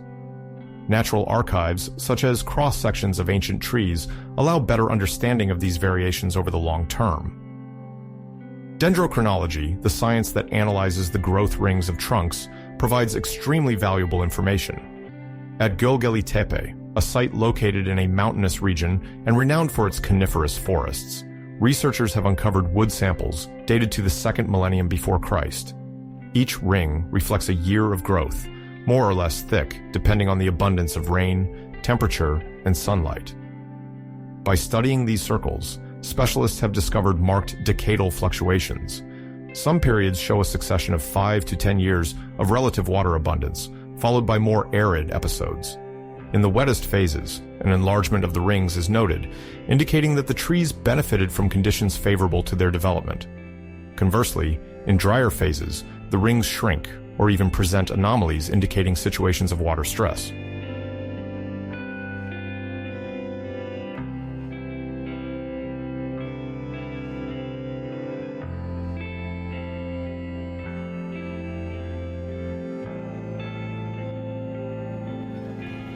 Such observations corroborate indirect testimonies provided by cuneiform tablets from different kingdoms. For example, there are urgent requests for cereals or livestock when regional harvests are insufficient. Some diplomatic exchanges indicate that a drought in the highlands of Anatolia can trigger requests for exceptional supplies, either in Egyptian wheat or food from the Mesopotamian plain.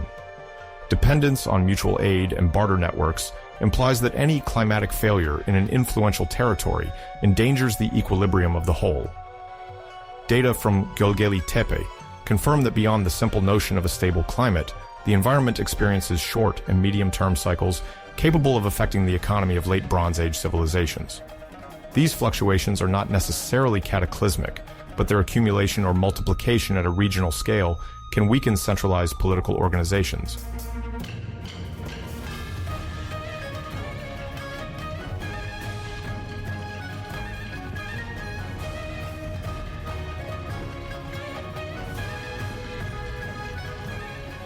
This Anatolian region is also situated at the convergence of very active tectonic plates.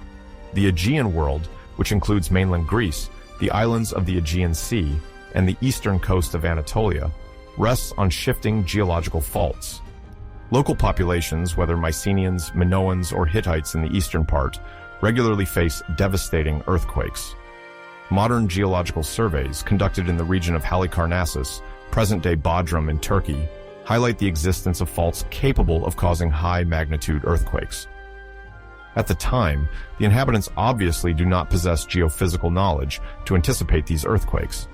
However, through experience, they know that some areas are more exposed than others, and they often build their temples or fortresses on rocky soils perceived as more stable. Mythological stories and oral traditions may indicate that great earthquakes have occurred in the distant past, prompting authorities to monitor the condition of walls and reinforce certain structures.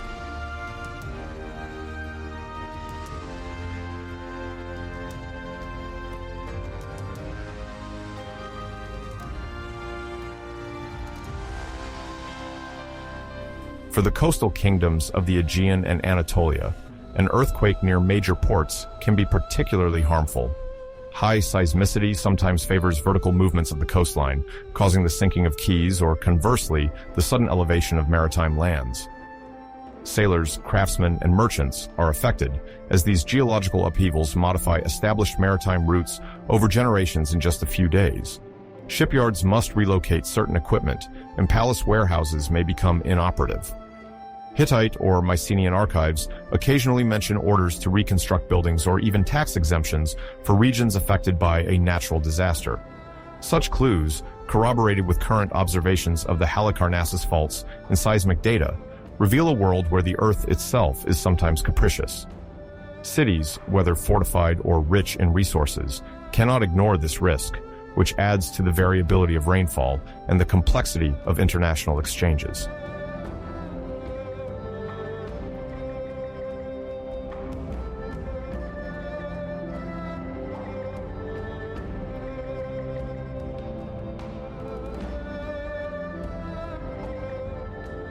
The climate, in addition to these geological upheavals, remains a determining factor in the agricultural and economic potential throughout the eastern Mediterranean. The years immediately following 1600 before Christ witnessed the consolidation of empires like the new Egyptian Empire and the rise of powers such as the Hittites. However, their expansion depended on the stability of harvests in territories subject to a mosaic of microclimates. Campaigns of invasion or migratory waves often accompanied massive deforestation. Wood was cut down for building palisades, siege engines, or ships. Such clearing, combined with an already variable climate, can accelerate soil erosion and worsen hydrological instability. The difficulty in maintaining a protective vegetative cover weakens the ability of certain regions to retain moisture. Overexploited lands become impoverished, increasing vulnerability to drought episodes. Thus, the pressure exerted by military and political needs is closely linked with natural dynamics. So much so that one cannot understand the history of these kingdoms without assessing the impact of the climate and, in parallel, that of seismic phenomena.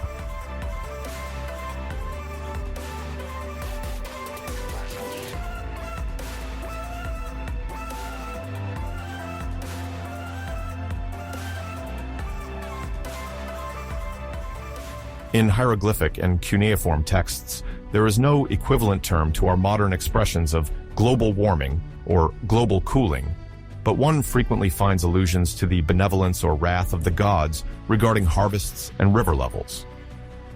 The worship of the sun, essential in Egypt as in Anatolia, where it is venerated at Arina, reflects an awareness of climatic importance. In rituals, people seek to thank the deity for the fertility of the soil or the prosperity of livestock. Kings, whether pharaohs or great Hittite sovereigns, present themselves as guarantors of cosmic order. This order includes not only internal peace, but also harmony with natural elements. Political or military failures are sometimes interpreted as an imbalance in the relationship between the sovereign and the tutelary deities, who may inflict poor harvests, locust invasions, or insufficient floods. This religious interpretation proves crucial for understanding the population's attitudes toward climatic phenomena. These are not accidental events. but potential signals of failure in the political or religious sphere.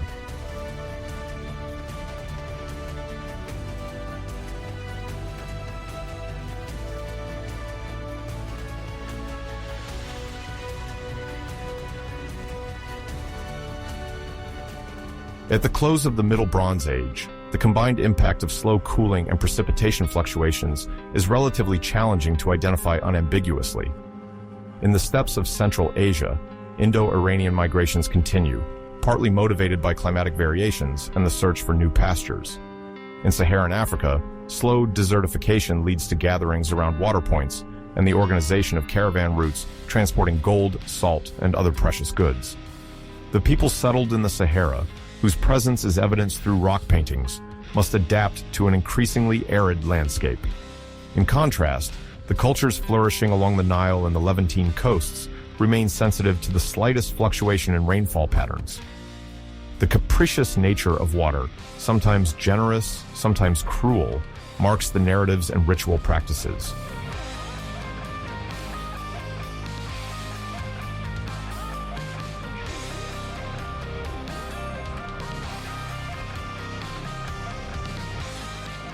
Climatic and environmental variations also influence urbanization patterns. In regions benefiting from stable conditions, urbanization experiences a boost. The construction of increasingly monumental city walls, ports, and palaces reflects the elite's confidence in their ability to sustainably dominate their environment. Conversely, zones regularly struck by natural disasters, especially floods, earthquakes, or droughts, often see more dispersed village networks with varied adaptation solutions. Collective silos, diversion canals, or sanctuaries dedicated to imploring divine clemency. On the coasts, proximity to the sea is not always an advantage, as storms or tsunamis exacerbate seismic impact. The geological features of the Aegean Sea present steep slopes conducive to landslides, also triggered by seismic tremors or excessive rains.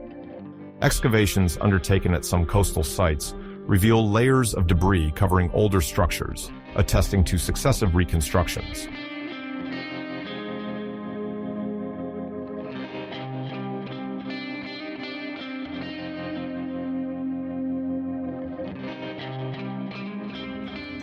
To the north of the Aegean Sea, in the Balkan regions and the Thracian world, rainfall can be abundant at certain times, while other years are marked by significant droughts.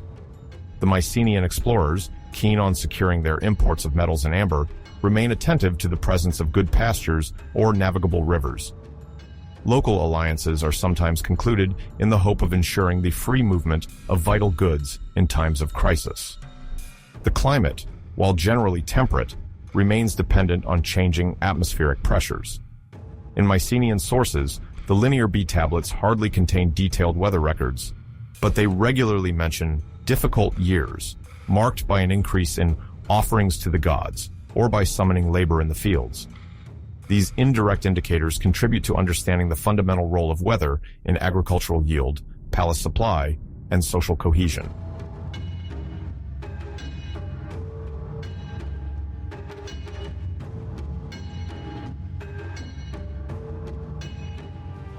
The slow cooling of the era, compared to the earlier Holocene optimum, does not, however, signify a unanimous decline in temperatures.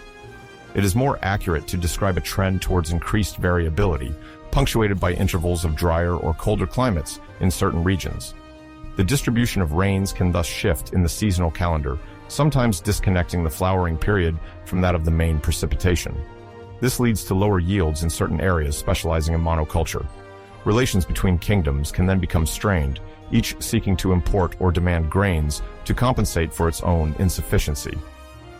Political or military tensions are observed following consecutive poor harvests. In diplomatic letters, barely veiled reproaches can be read from one king to another, accused of not honoring a grain delivery or of hoarding stocks, while drought ravages the neighboring region.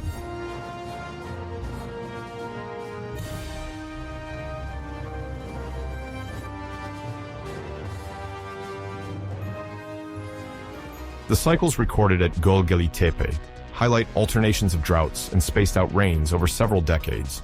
Between two episodes of heavy humidity, the environment suffers significant stress. pastures degrade, water reserves diminish, and conflict risks increase for control of production spaces.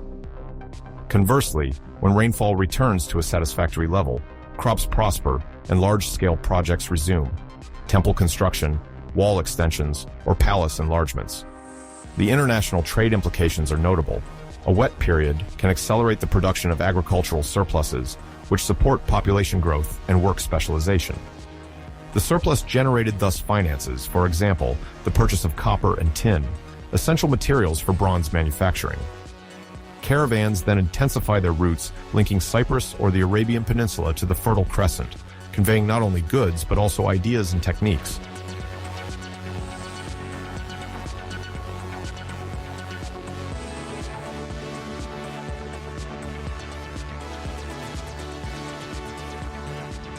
However, when the rain delays or an earthquake occurs suddenly, the dynamic may reverse. The population is quickly exposed to food shortages, leading to internal unrest, or the impoverishment of entire communities. Temples, which often function as banks or collective granaries, attempt to intervene, but their reserves are not limitless. Political repercussions are immediate, and a king who fails to feed his people or protect trade routes sees his authority questioned. Regional alliances, fragile by nature, can break, and rival coalitions take advantage to extend their influence. Overall, the robustness of Bronze Age societies relies greatly on their ability to manage and anticipate these environmental variables, from the maintenance of irrigation channels to the repair of structures damaged by earthquakes. The Hittite Chronicle regularly mentions military expeditions justified officially by the necessity to punish a rebellious vassal, but often motivated by the seizure of more fertile lands or strategic water points when climatic conditions deteriorate.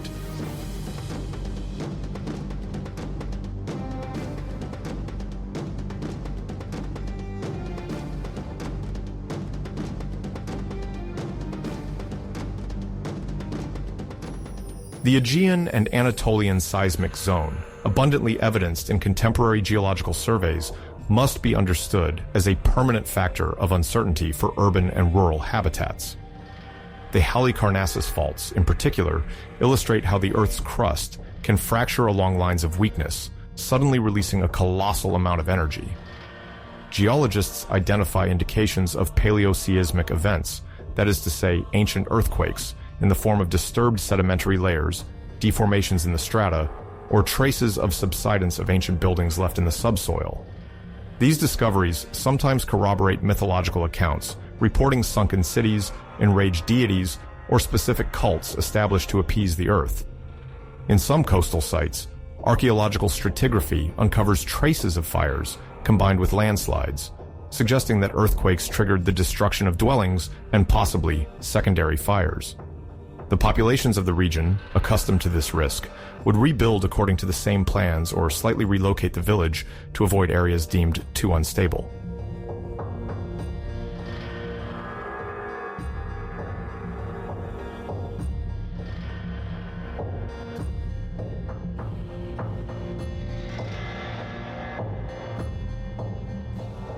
The analysis of faults in the Halicarnassus region, conducted by several research teams, highlights major seismic episodes during the second millennium before Christ. These tremors are part of the global movement of the Anatolian Plate, which moves westward under the pressure of the African Plate to the south and the Eurasian Plate to the north. The phenomena of subduction and collision are particularly notable in the Aegean Sea. Marine troughs and island arcs form, rise, or sink over geological timescales, but with observable consequences on the lives of human communities. The organization of maritime trade, essential to the late Bronze Age, must contend with these changes. Navigators know the safest harbors and can detect certain precursors of tremors, such as slight vibrations of the sea or the appearance of underground fumaroles. Nonetheless, no device can completely escape the aftershocks of a major earthquake.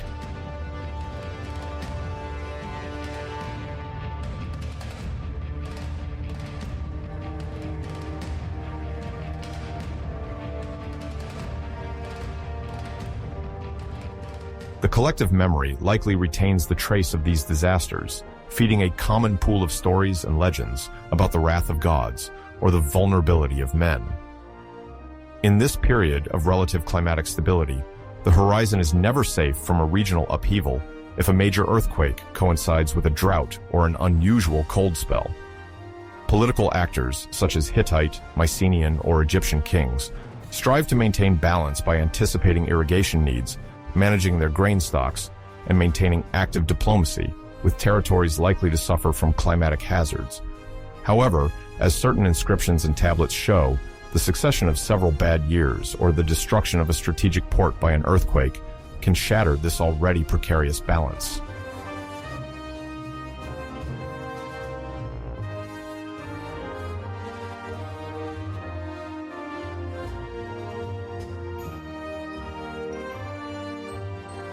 Sources related to the Halicarnassus faults confirm that the populations of the Aegean coast are aware of the instability of the subsoil. In the epic tales that circulate later, we probably find the echo of catastrophes that occurred in the Bronze Age. Double-faced fortifications, reinforced with trunks or carefully cut stones, offer a partial response to the persistent threat of earthquakes. Sometimes, in the urban planning, changes in orientation or the addition of buttresses suggest that following an earthquake, care is taken to consolidate the walls. Modern historians attempt to distinguish phases of destruction due to military conflicts from those resulting from natural disasters. Evidence of rapid reconstruction regularly appears in the archaeological strata: hastily deposited ceramics, burnt floors, collapsed columns, but also traces of repairs in the masonry. The populations, constrained by circumstances, then integrate these realities into their belief systems and material culture, which is reflected in rituals dedicated to purifying places struck by the earth.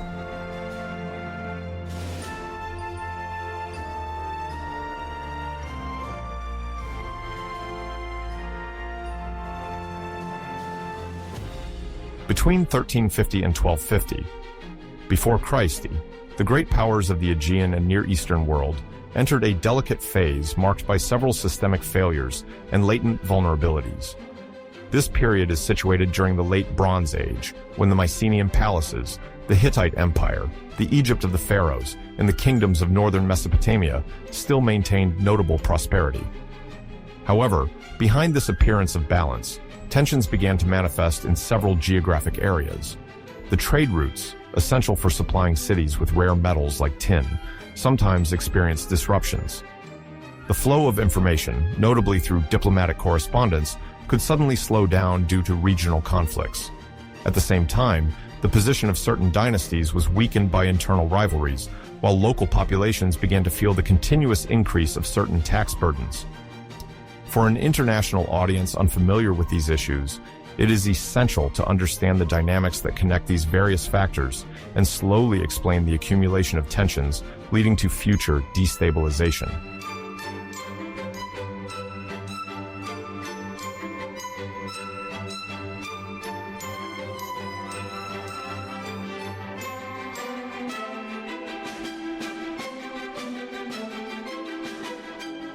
Among the most significant peripheral conflicts of this period is the Hittite campaign against the Ahiyawa. The term Ahiyawa refers, according to many interpretations by historians and philologists, to a group that could be linked to the Mycenaeans, mentioned in Hittite archives.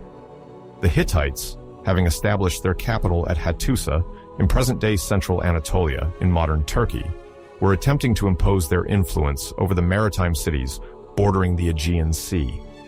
The Hittite rulers feared that the Ahiyawa princes, whom they perceived as potential rivals, might eventually constrain the Hittite control over strategic coastal regions. Cuneiform tablets from this period report recurrent tensions, expressed in the form of letters where the Hittite king demanded the submission of local leaders suspected of allying with the Ahiyawa. This campaign, although occasionally interrupted, inaugurated a growing climate of hostility that weighed on commercial exchanges, especially the transportation of tin and copper essential for bronze metallurgy.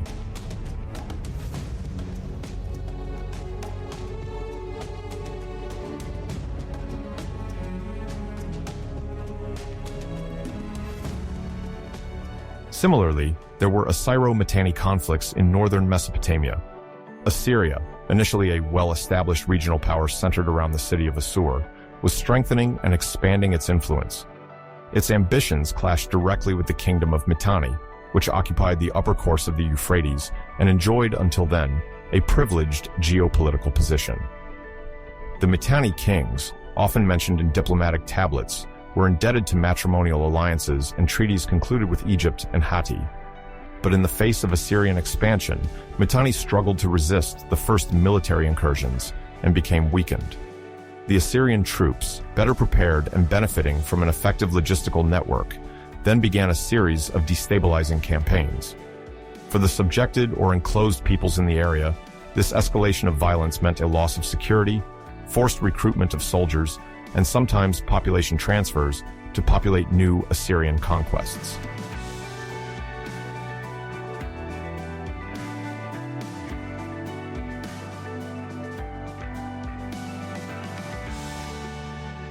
These conflicts did not only affect the border areas, they multiplied disturbances in the global economy and the internal stability of each kingdom. Commercial routes, essential for the circulation of luxury goods and raw materials, were repeatedly cut off or diverted. The ports of the Syro-Phoenician coast underwent brutal passage taxes or saw their warehouses plundered, causing the costs of goods to rise. In this context, the great palaces had to mobilize their military forces to secure as much as possible critical maritime and land routes for their sustenance. However, these repeated military interventions ended up burdening state expenses, while some profiteering elites attempted to capture even more resources. Internal political tensions increased as the war effort imposed additional requisitions and tax levies. Some regions, previously spared, also began to feel directly the repercussions of these recurring peripheral conflicts.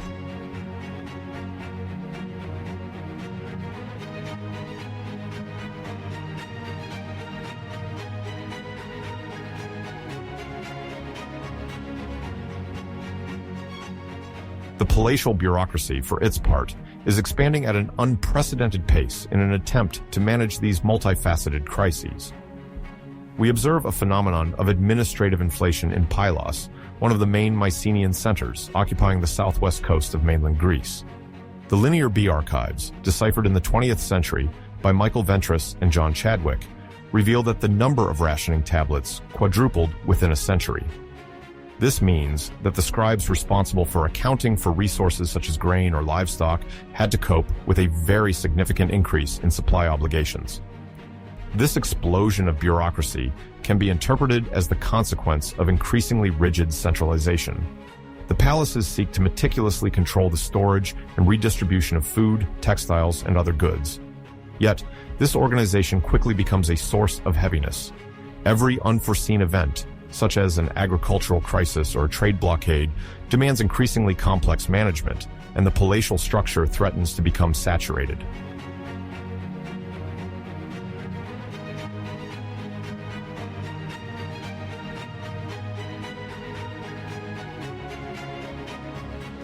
Indeed, the accumulation of rationing tablets not only reflects the desire to ensure meticulous monitoring, it also reveals the growing presence of populations dependent on the palace.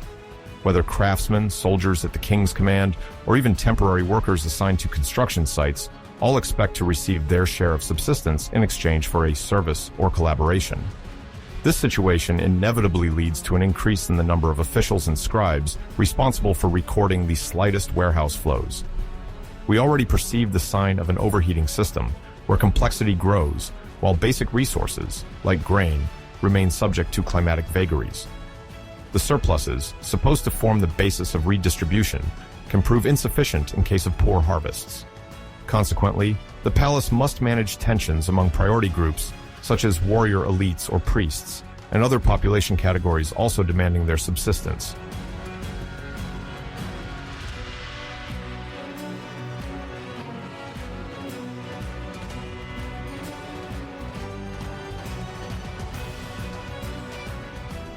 In pharaonic Egypt, a similar phenomenon of pressure on resources and social organization is observed.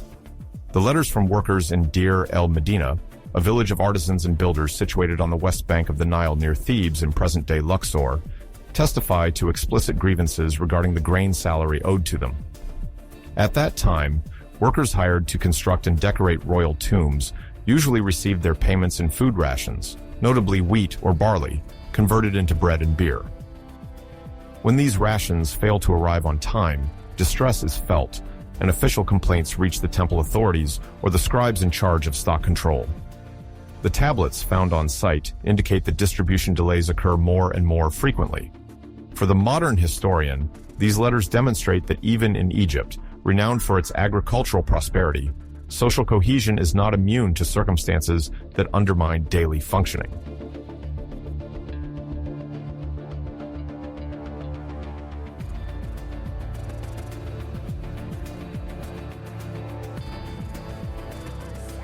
These social tensions, manifested by workers' complaints demanding their rations in kind, reflect a structural vulnerability. The state relies on a complex network of storage and redistribution, inherited from centuries of pharaonic practice. Only accurate forecasts, combined with an efficient transport organization, often via the Nile, can ensure the proper functioning of this logistical chain.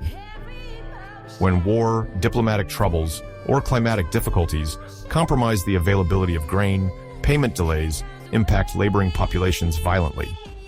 At Deir el-Medina, passive strikes can even occur, illustrating these workers' awareness of their importance in the pharaoh's funerary process. In a system where the sovereign's prestige largely depends on the construction of sumptuous monuments, any work interruption signals deep discontent and reveals the beginning of the royal authorities unraveling in the eyes of the subjects.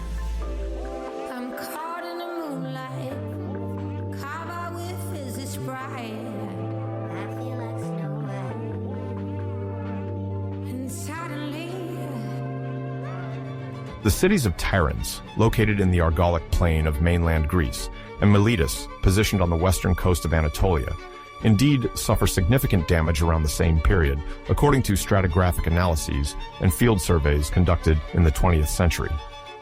This type of simultaneous destruction, confirmed by the presence of collapse levels and layers of ash, sparks keen interest among specialists. When these events are associated with the sack of Troy, a legendary coastal fortress whose remains reveal a notable level of burning at the so-called Troy 7A phase, a picture emerges that surpasses mere coincidence. By cross-referencing the results of current seismology with historical archives, one notices that this dual constraint of possible earthquake and conflict sometimes overlaps, making it difficult to precisely identify the primary causes of each ruin. However, the correlation between the destructions of several major sites around 1230 to 1200 before Christ remains unmistakable evidence of an underlying crisis in the Aegean basin.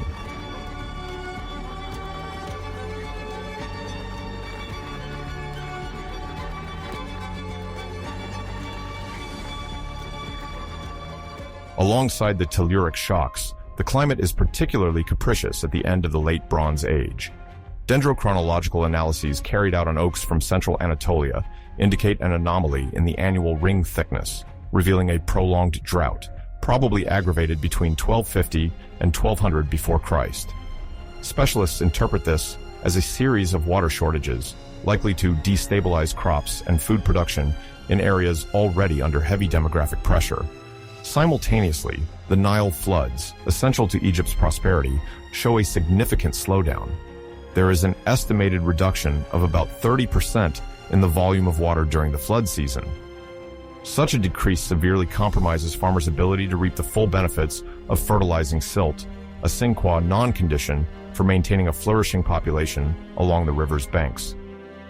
Official documents and hieroglyphic texts do not always explicitly detail these difficulties, but numerous clues suggest increasing discontent in the Nile Valley.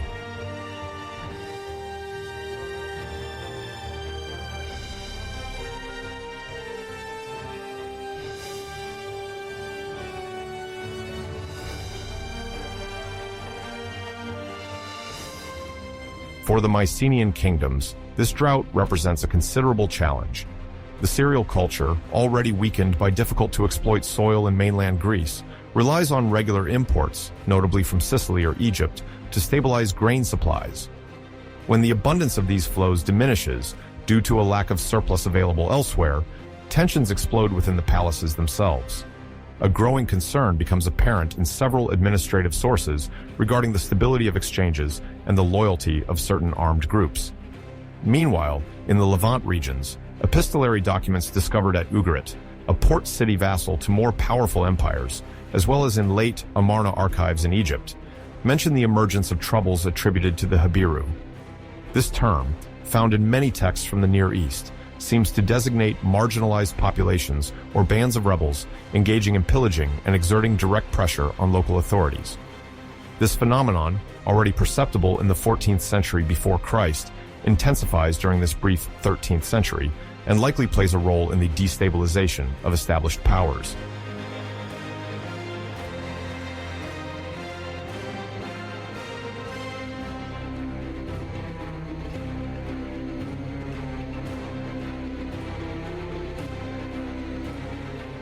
The letters from Ugarit, written in cuneiform on clay tablets, paint a concerning portrait of the insecurity prevailing on trade routes linking the Levantine coast to the high interior plateaus.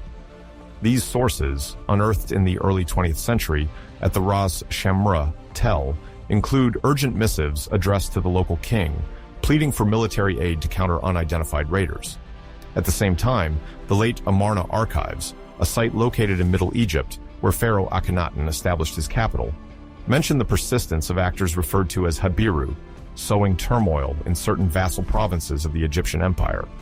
While the exact identity of these groups remains debated, the term generally refers to populations who, due to a lack of social recognition or a desire for independence, openly challenge the authority of local rulers. The deleterious climate, combined with the scarcity of goods, provides fertile ground for their expansion. It is not excluded that temporary alliances formed, linking various clans of rebels, thus exacerbating the sense of chaos permeating through official correspondences.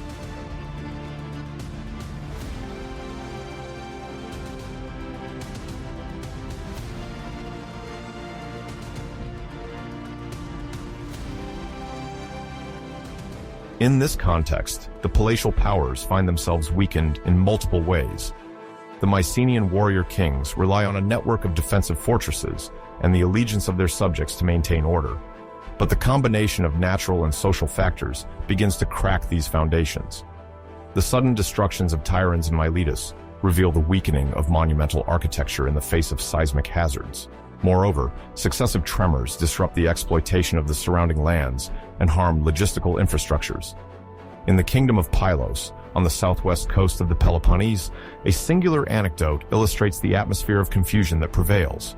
Among the objects unearthed during excavations, a ceramic jug features a lapidary inscription in Linear B, interpreted as Wanax absent, which literally means the king Wanax is gone, or the king is no longer there. While it is uncertain whether this is an act of rebellion or a simple statement, the phrase resonates evocatively. It suggests the absence of the monarchical figure at a time when its authority would have been most needed.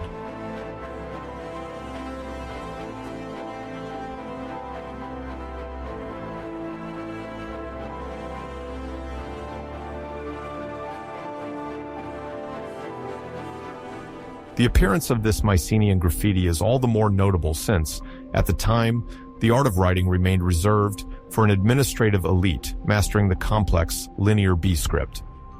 Clay tablets, generally focused on palace accounting, mention harvests, military personnel, or distributions of rations, but personal messages or spontaneous annotations are rarer. The fact that such an inscription was written on a storage vessel speaks volumes about the gravity of the circumstances.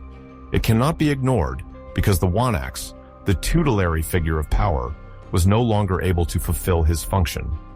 Some historians see it as evidence of a sudden political crisis, perhaps caused by the death or flight of the sovereign in the face of a concrete threat, such as an enemy invasion, an epidemic, or a natural disaster. Others discern it as an additional indication of the complexity of these societies, where even the slightest imbalance, whether in agriculture or diplomacy, could trigger a rapid collapse of control and protection mechanisms. The expression Wanax absent thus appears as a distress signal, crudely etched yet highly significant.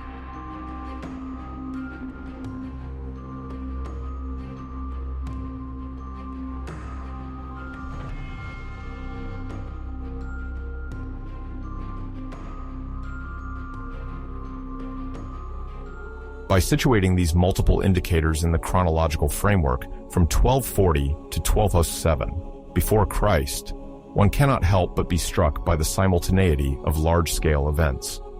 Earthquakes result in the collapse of walls and partial destruction of urban centers, while persistent drought weakens the agrarian economy on which most states rely. The demands of marginal groups, whether identified as Habiru or described as independent raiders, then become more insistent, undermining the authority of the elites at a crucial moment.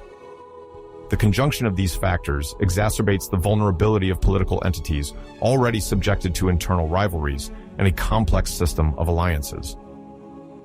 Around 1207, some Egyptian stelae, such as that of Pharaoh Merneptah, refer to conflicts in the Levantine region, reflecting the prevailing instability. Although the stela itself does not explicitly mention the movements affecting the Aegean world, it fits within this climate of widespread turmoil. The ruling kings can no longer rely on the strike force of a stable and centralized administration. Resources are lacking, maritime routes are no longer safe, and alliances rapidly unravel.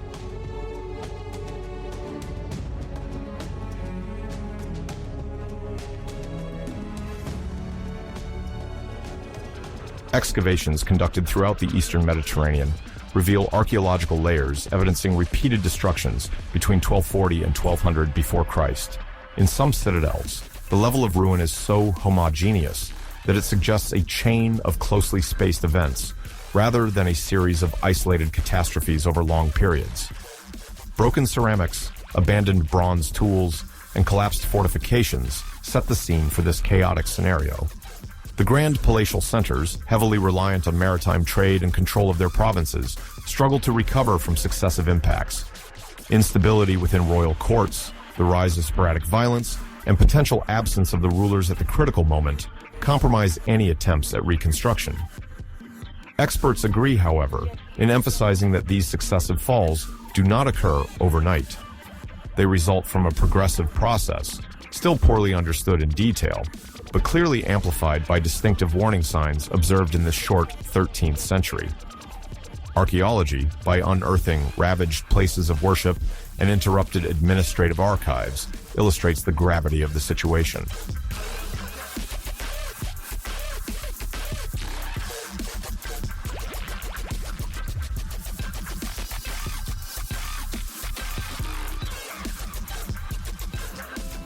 Over the decades, this short 13th century thus appears as a period of extreme tension for the Balkan Peninsula and Western Anatolia, not forgetting the Levant and neighboring Egypt.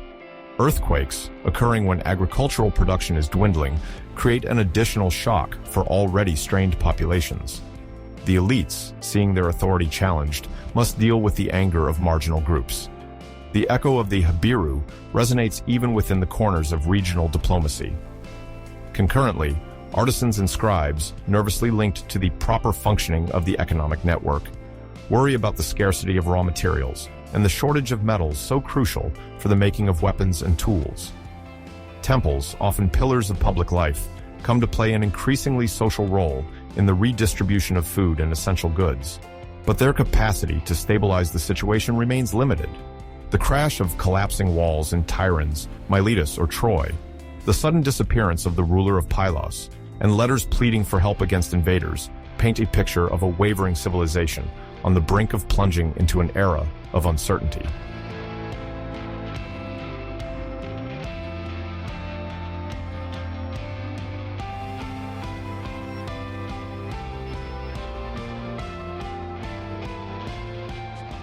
The correlation of arch-seismological, paleoclimatic, and textual data over recent decades has allowed for a better understanding of the interdependent causes behind these successive disasters.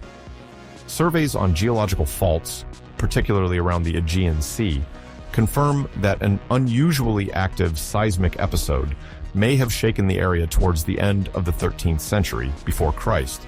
Researchers have established solid chronologies by examining not only the stratigraphy of sites, but also by cross-referencing these elements with inscriptions and official correspondences. The analysis of sediment cores taken from the Nile bed also reveals a trend of low river flow, corroborating the idea of a series of years with poor inundations. In such a tableau, the rise of social instability, materialized by the multiplication of challenging actors, would correspond to an almost inevitable reaction.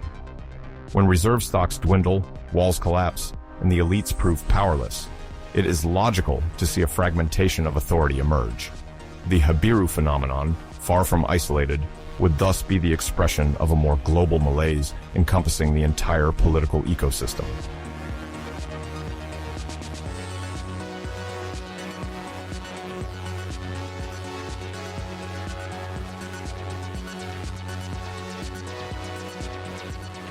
In this atmosphere, already heavy with uncertainties, the written sources pertaining to the period 1240-1207 before Christ reflect an intensification of requests for military aid. In Ugarit, a city that maintained close commercial and diplomatic ties with Cyprus and the Mycenaean centers, some excavated tablets recount the anxious waiting for reinforcements that never seemed to arrive. Historians believe that the Mycenaean rulers, preoccupied with managing their own troubles, were no longer able to aid their allies. Meanwhile, in the south, the Egyptian court is facing a tense context, with the decline of Nile flood levels and threats from Asiatic confederations. Concern is growing about the reliability of caravan and maritime routes, which were once guarantors of essential flows of metals and grains. Records also mention desperate attempts to recruit mercenaries, indicating that the official army was no longer sufficient to pacify the provinces. Ultimately, the short 13th century offers a range of warning signals that, when pieced together, suggest the prospect of a major upheaval of the old order.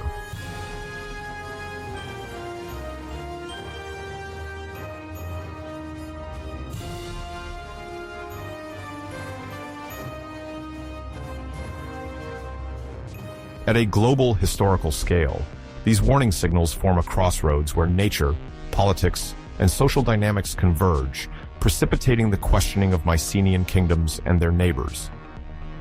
The tremors recorded at Tiryns or Miletus are not limited to mere punctual disasters. They contribute to the progressive disintegration of an interconnected world.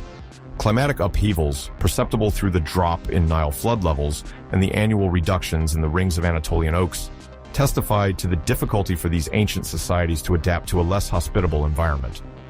Finally, the mention of the Habiru in official letters, as well as the strange inscription "Wanax absent," noted at Pylos, underscore the legitimacy crisis striking the elites. Together, these elements weave the portrait of an uncertain era, where the very notion of palatial order wavers under the combined effect of natural shocks and human tensions.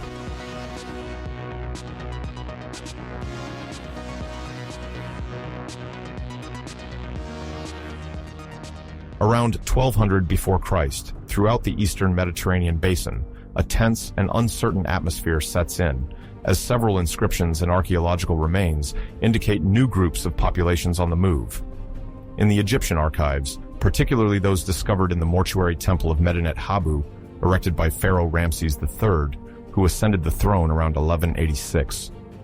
Before Christ, there is mention of various peoples described as a coalition threatening the coastal and fluvial areas of the Levant. The texts name these groups as Peliset, Cheker, Shekelesh, and Denyen, gathered under the generic term of Sea Peoples. The expression, coined by modern specialists from the Egyptian documentation, suggests that these hostile contingents, according to the scribes describing the military campaigns, emerged from maritime or insular regions, perhaps seeking to penetrate further into the rich lands of the Nile Delta. The great temple of Medinet Habu, erected near the west bank of Thebes, preserves a long series of bas-reliefs and texts that celebrate the sovereign's victory over these invaders. Scenes of naval battles, bound captives, and depictions of enemies with distinctive hairstyles and military equipment can be seen there.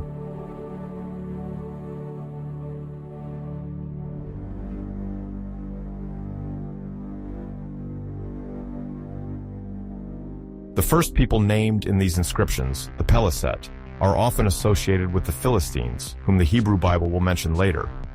The Cheker, sometimes assimilated to the Teucrians, or a distinct group from the Aegean sphere, are described as formidable fighters, moving on both sea and land. The Shekelesh evoke by their name possible Sicilian origins, or, more broadly, connections with the southern Mediterranean islands. As for the Denian, they are sometimes linked to the Danaans, a name found in later Greek traditions, although these equivalences remain hypotheses discussed among specialists. The Egyptians, for their part, emphasize in their accounts the idea of a confederation united by the will to besiege the Nile Delta and plunder its agricultural abundance. Pharaoh Ramses III highlights, in his triumphal texts, the powerful defense of his maritime borders, thus preserving a kingdom already shaken by multiple internal difficulties. The archaeological surveys confirm the presence of particular armaments, objects indicating high mobility, as well as ex-votos and graffiti evoking a large alliance of different peoples.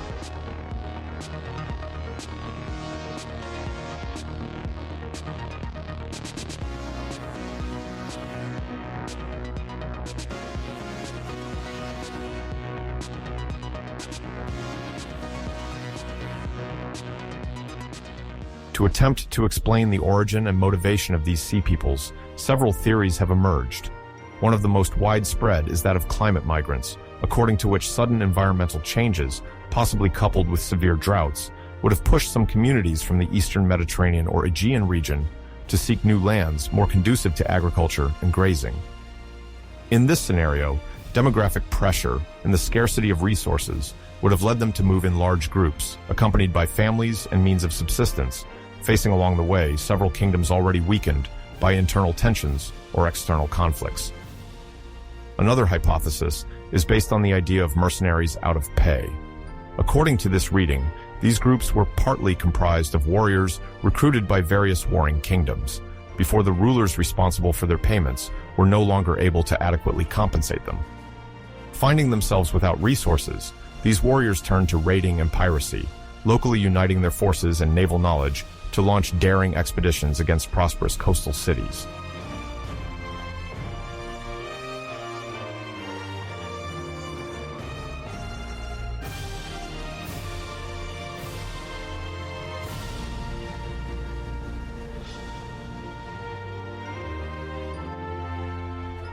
A third proposition suggests that these sea peoples operated as true pirate confederations, organizing militarily to exploit the major trade routes of the late Bronze Age. The exchanges of metals, notably copper and tin essential for making bronze, shipments of cereals, oil, and wine, as well as the transit of luxury goods such as ivory, dyed textiles, and perfumes, were prime targets for well-trained and mobile groups. Some researchers also highlight a possible mix of these factors. Some populations may initially have been displaced by ecological upheavals, then recruited as mercenaries, gradually transforming into organized pirate forces. Moreover, the rivalries between the great powers of the time, notably Egypt, the Hittite Empire, the Mycenaean kingdoms, or various Levantine kingdoms, would have favored this kind of military opportunism. The unstable alliances and the desire to undermine the economic strength of a competitor could sometimes, according to some documents, lead to the tacit support of these marauders, who served as harassment forces against a common enemy.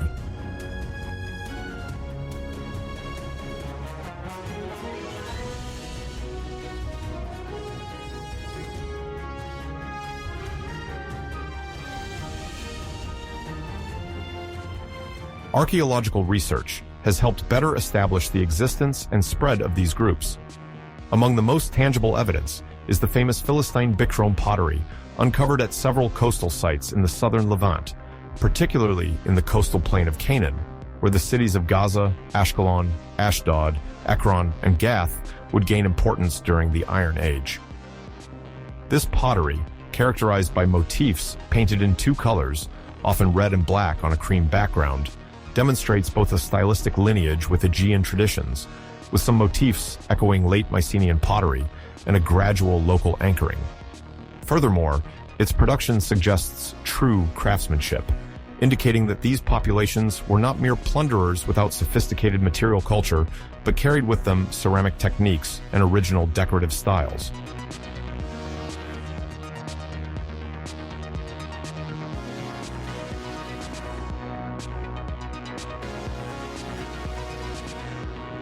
Another major archaeological clue lies in the discovery of horned helmets associated with the Sherdon, a tribal group mentioned in other Egyptian contexts, often as mercenaries or personal guards of the pharaoh.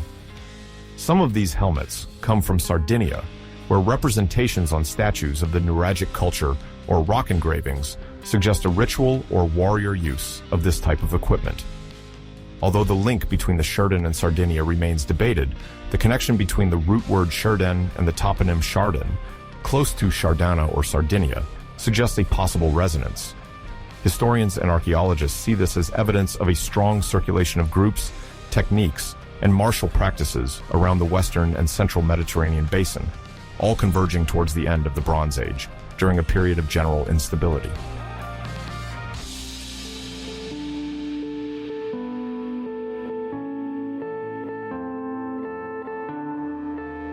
Visual descriptions on the walls of Medinet Habu depict warriors wearing feathers or horns on their helmets, wielding light weapons, moving in chariots, or sailing aboard sturdy vessels.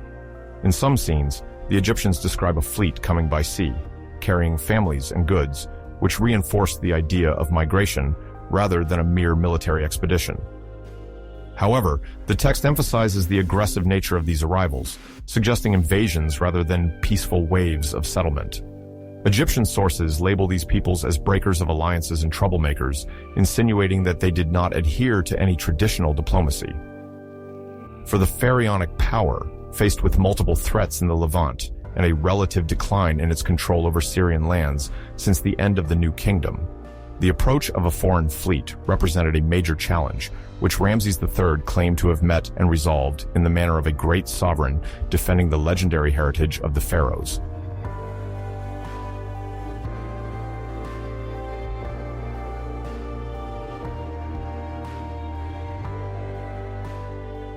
The Battle of the Delta, often dated around 1177 before Christ, constitutes the most famous episode related to the confrontation between Egypt and the Sea Peoples.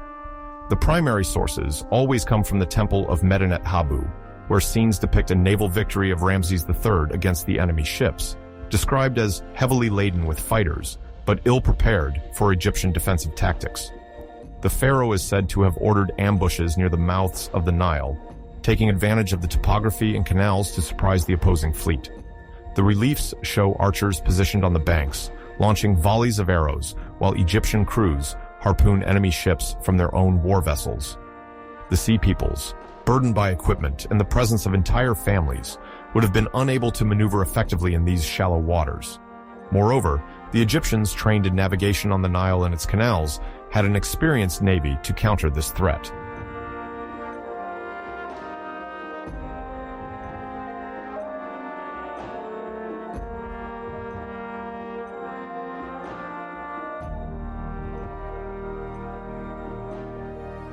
The result, according to the Egyptian account, was the flight of many attackers and the destruction or capture of a great number of ships. Prisoners would have been exhibited in the triumphant ceremonies of Ramses III, who sought to consolidate his legitimacy by presenting himself as the great victor over a threat from the sea. This victory was proclaimed in minute detail on the walls of the temple, accompanied by long inscriptions extolling the power of the sovereign and the divine protection conferred by Amun-Ra. Large quantities of weapons, armor, and looted goods are listed among the spoils seized during this battle, demonstrating the military and economic significance of these incursions into the lower Nile Valley.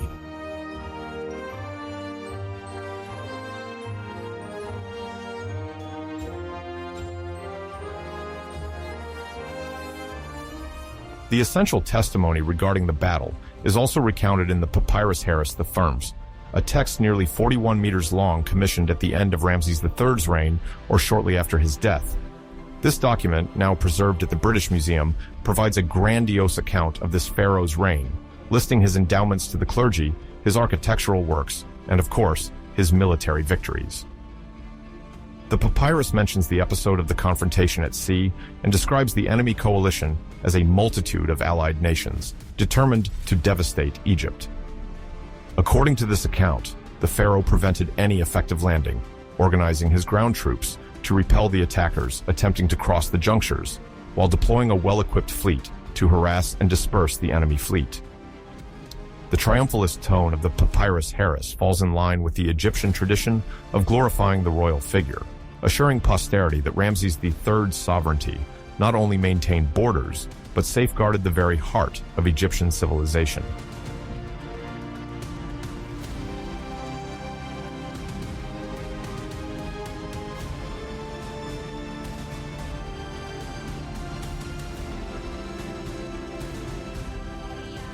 However, the mention of this naval victory must not obscure the fact that Egypt did not emerge unscathed from these successive encounters. The costly wars, internal dissensions, and local pressure exerted by other peoples of the region gradually exhausted the resources of the pharaonic administration, as evidenced by various worker strikes at Deir el-Medina or the ration reductions attested in the charters of the same period. Nevertheless, during the described confrontations, the Egyptian royal fleet demonstrated remarkable efficiency, contrasting with the fate of other powers such as the Hittite kingdom, then on the brink of collapse, or the Mycenaean palaces, set ablaze and plagued by internal unrest. Egypt, for its part, maintained sufficient centralization to effectively repel this maritime threat. The Sea Peoples, defeated on the Delta, might have then reoriented toward the Levantine coasts, where their archaeological traces and progressive settlement can be found.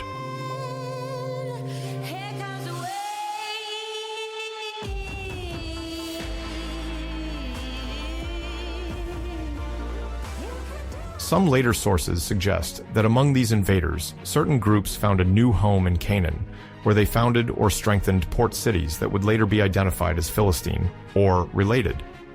From these bases, they exerted influence on the region's social and political organization, introducing new techniques, new forms of weaponry, and presumably, elements of worship. For instance, the pottery known as Philistine bitrome continues into the emerging Iron Age, a testament to the adaptation and durable settlement of these populations. Tensions with other local entities, such as Canaanite potentates or the emerging tribes of Israel, are well attested in later biblical descriptions, which present the Philistines as a determined warrior adversary.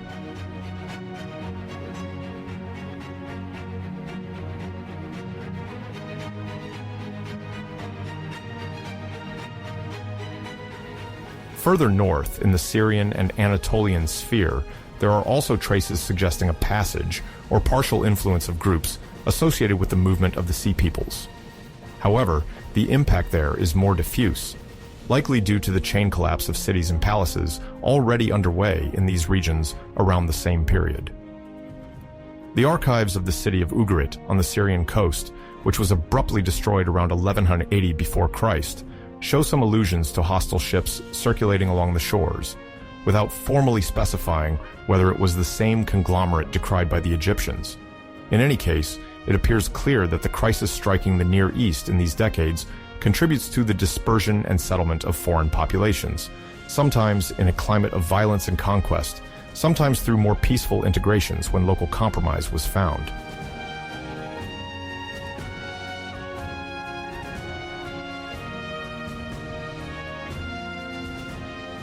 At Medinet Habu, the reliefs also present scenes where women and children are depicted, captured or fleeing on boats, reinforcing the sentiment that these sea peoples moved as mixed groups and did not solely constitute a force of mercenaries.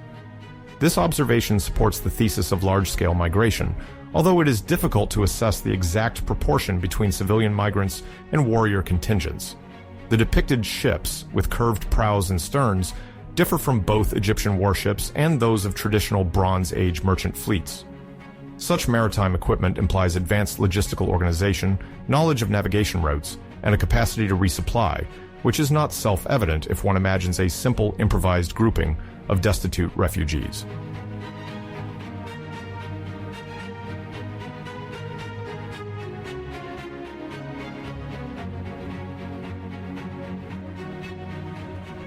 Based on observations conducted at Levantine and Cypriot sites, there is evidence proving the use of common combat techniques.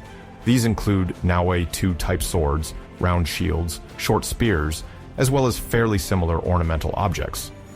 It is plausible that these martial customs gradually spread throughout the eastern basin, blurring the traditional boundary between the heirs of Mycenaean culture, those of the Anatolian sphere, and the newcomers. Underwater archaeology, although partial, has also uncovered some shipwrecks containing mixed cargoes. They consist of Cypriot copper ingots, Canaanite jars, and Aegean-inspired objects, all evidence showing that the sea remained, even in times of crisis, a commercial link. This particular context might have allowed some mobility to the Sea Peoples, but also offered them easy targets among merchant ships lacking military protection.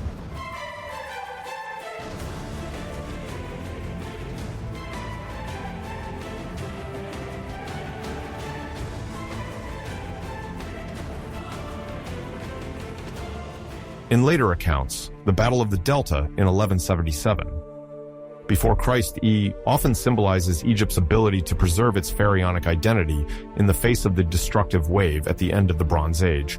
However, the fact that there were other assaults, or that some of these invaders may have been incorporated into the Egyptian troops themselves, given that some sea peoples are noted as mercenaries in documents related to subsequent kings, suggests that the situation was more complex than a simple, decisive victory.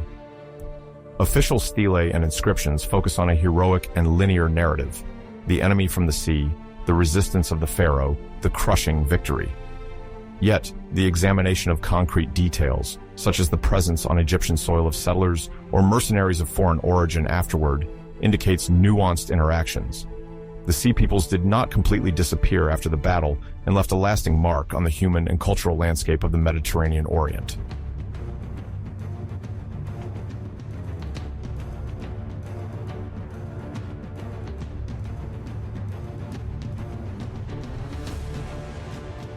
References to the Harris Papyrus remain crucial for understanding the royal perspective on this period. In the columns dealing with this maritime conflict, there is a clear desire to magnify the figure of Ramses III by assimilating him with his illustrious predecessors, especially Ramses II and Thutmose III, renowned for their external victories. By describing these adversaries as a shapeless mass of rebellious nations, the document emphasizes the superiority of Egypt, presented as a civilizing bulwark against chaos. However, the Hittite annals, though less detailed for this end of the Bronze Age, and some Mycenaean clues attest that the eastern Mediterranean was then in the grip of a series of natural disasters such as earthquakes and famines, as well as internal conflicts. The sudden influx of foreign warriors only accentuated the disintegration of the old political and commercial networks. The former alliances broke down, the great empires retreated into themselves, and the whole Levant fractured into rival city-states, among which some were founded or dominated by the heirs of these sea peoples.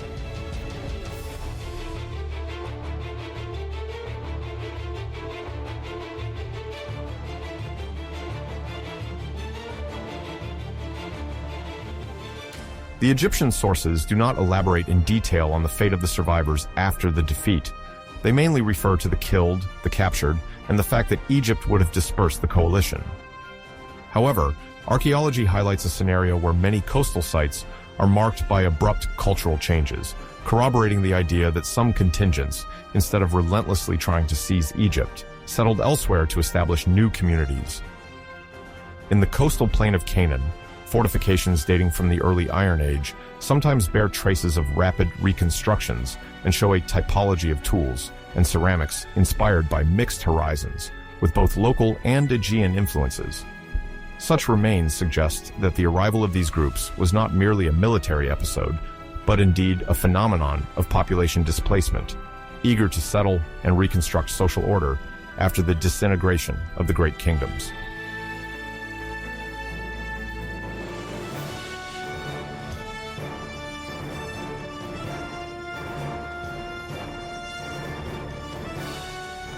When comparing the documentation regarding these sea peoples to that of other migrations from the end of the Bronze Age, frequent overlaps are noted: the use of the same types of weapons, a common ornamental repertoire, and the practice of similar burial rituals, sometimes identified in the graves, such as burial in pits covered with stones.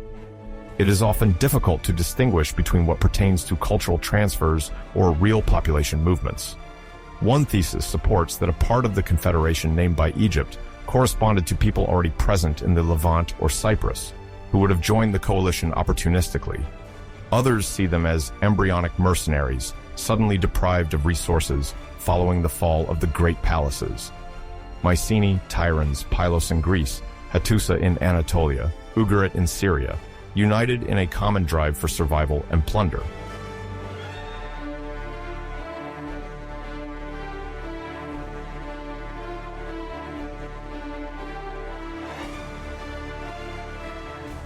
Indeed, the year 1177 before Christ often symbolizes a decisive turning point for historians interested in the end of the Bronze Age. In modern historiography, emphasis has been placed on the idea of chaos brought by these populations. However, other researchers also highlight the driving role they played in the transition to the Iron Age. favoring the emergence of new political entities and new cultural practices.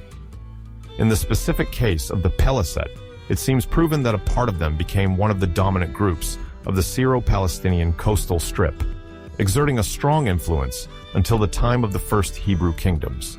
The Checker, settled in Dor, a site on the current Israeli coast, also left distinct archaeological layers linked to the period of transition.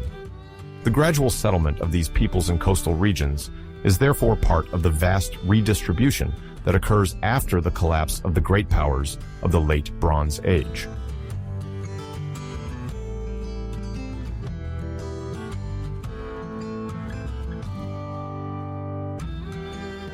Pharaoh Ramses III proclaims his total triumph in the depictions at Medinet Habu, but numerous studies remind us that while the invasion was curbed, this success did not restore the former international order. Diplomatic correspondence, once so flourishing under Amenhotep III or Ramses II, becomes scarce. Egypt withdraws into its valley and returns to a less expansive governance model focused on the defense of its immediate borders. The exalted inscriptions of the funerary temple then serve to forge a salvific image of the monarch, condemning these sea peoples as the great enemies of Egyptian society. In the international context, their arrival coincides with a series of other disasters, crop failures, earthquakes, internal revolts. All of this fuels the idea of a more global collapse, of which the eruption of these maritime groups is just one aspect, certainly spectacular, but integrated into a set of concomitant crises.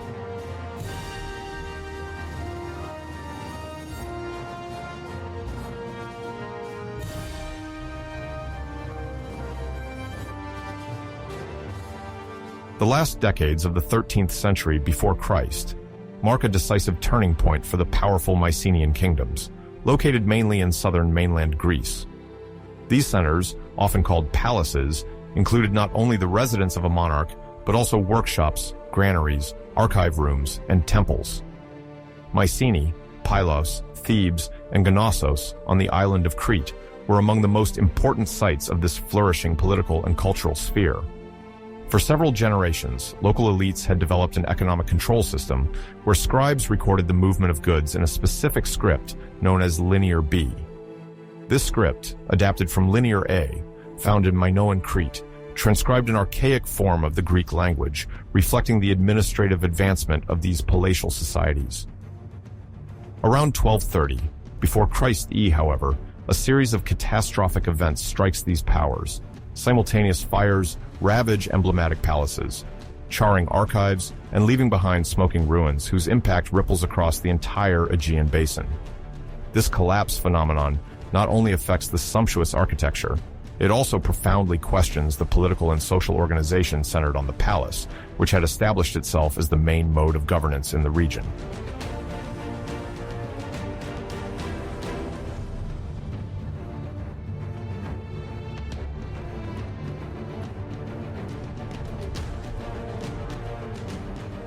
The city of Mycenae, located in the Argolid region in the northeastern Peloponnese, is distinguished by its fortified citadel, famous for its Lion Gate and Tholos tombs. At its peak, Mycenae controlled a vast agricultural territory, exploited to meet the needs of the palace. The Linear B tablets discovered at this site reveal a centralized administrative system led by a ruler called Wanax. The term Wanax frequently appears in these archives, designating a king whose supreme authority rested on controlling resources, allocating lands, and supervising artisanal activities, notably bronze metallurgy. Around 1200 before Christ, a major fire destroyed a large part of the citadel, burning palace rooms and reducing valuable documents to ashes. These destructions did not occur in isolation.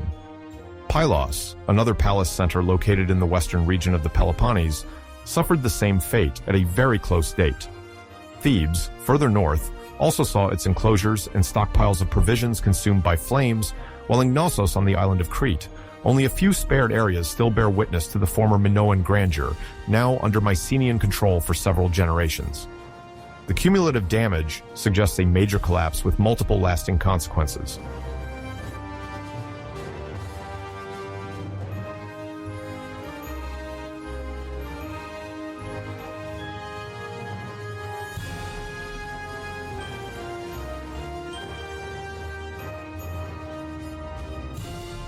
The carbonization of the Linear B tablets appears as a valuable clue for archaeologists, who, thanks to this involuntary cooking process, can decipher these documents preserved by chance. Before the fires, these archives recorded quantities of cereals, livestock, oil, wool, and bronze objects stored by the palace. Each administrative unit depended directly on the ruler, who redistributed resources according to military and religious needs.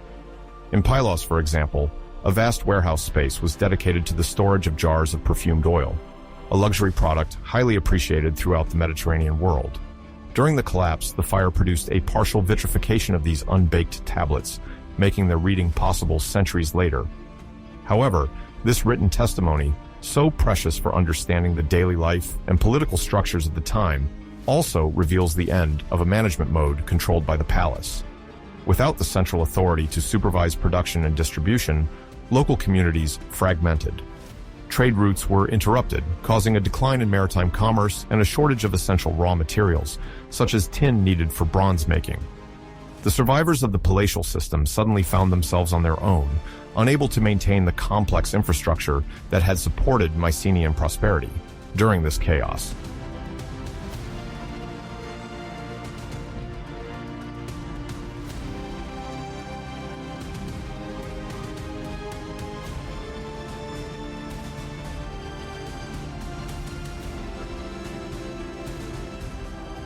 The role of Wanax in this palatial civilization goes beyond the simple function of war chief.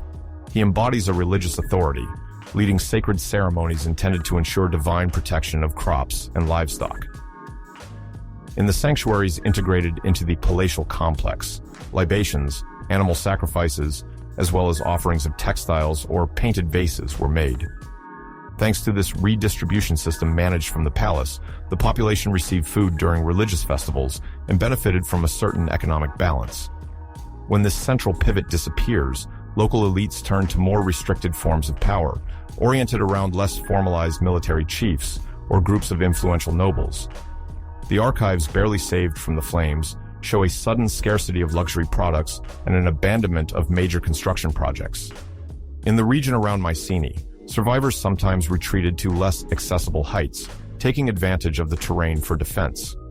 At Lefkandi, on the island of Euboea, archaeological excavations indicate a reorganization of the community into fortified villages. Nicoria, located in Messenia, adopted a similar structure, transforming former cult places into improvised bastions. The populations attempted to maintain minimal agricultural practices while limiting their contacts, for fear of external attacks.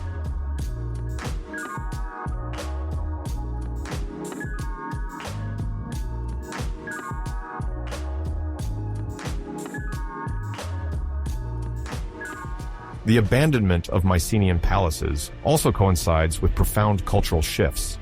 The production of fine pottery, typical of palatial workshops, notably decreases. Certain decoration techniques, such as figurative painting on ceramics, decline in both quality and quantity. Specialized artisans, dependent on orders from the palace, disperse or cease their activities. Gold and silver ornaments, abundant in royal tombs of previous generations, become rarer, indicating a loss of status for the elites. Already fragile trade suffers further. With the closure of maritime routes, Anatolia and Cyprus no longer deliver as much copper, while tin from Afghanistan struggles to reach Greece via land routes. Writings in Linear B, primarily used to record production and distribution, almost disappear everywhere. Without this form of palatial bureaucracy, there are no longer tangible traces of a single power capable of mobilizing resources. Oral traditions, perhaps strengthened by the collapse of literate structures, become crucial in the transmission of myths and history. Narratives evoking the heroic age, where powerful kings ruled from fortified palaces, begin to circulate as memorial chants. They perpetuate the memory of a bygone era, infusing the idea of a glorious golden age.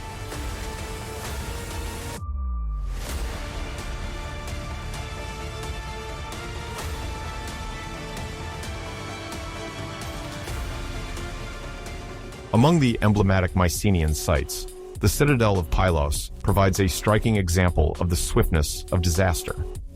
The archive rooms were clustered around the Megaron, a large reception hall decorated with frescoes. These murals, sometimes inspired by Minoan motifs, depict scenes of processions, banquets, and naval battles. When the fire breaks out, it quickly spreads through wooden beams and oil stocks, turning the palace into an uncontrollable inferno. Researchers have found traces of the disaster in layers of ashes mingled with fragments of linear B tablets. The cross-study of these carbonized documents, combined with discoveries of metal objects deformed by heat, shows that the fall of Pylos does not result from a slow decline, but from a sudden catastrophe. The few survivors, probably members of the local elite, had to flee, taking what they could. Other inhabitants sought refuge on the surrounding hills, abandoning agricultural tools and military equipment. Without a palatial center to coordinate collective work, agriculture shifts towards subsistence production. Harvests barely exceed village needs, and large-scale exchange dwindles, leaving little room for royal ambitions. The administration is profoundly shaken. Weakened and scattered, it never regains its former stature.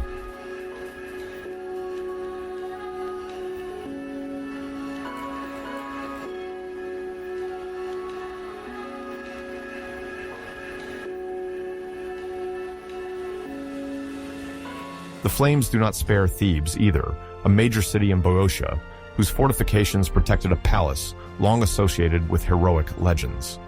Later writings will make Thebes the birthplace of mythical figures such as Oedipus or Dionysus. But on the archaeological ground, it is mainly the charred ruins of the palace that testify to the violence of the destruction.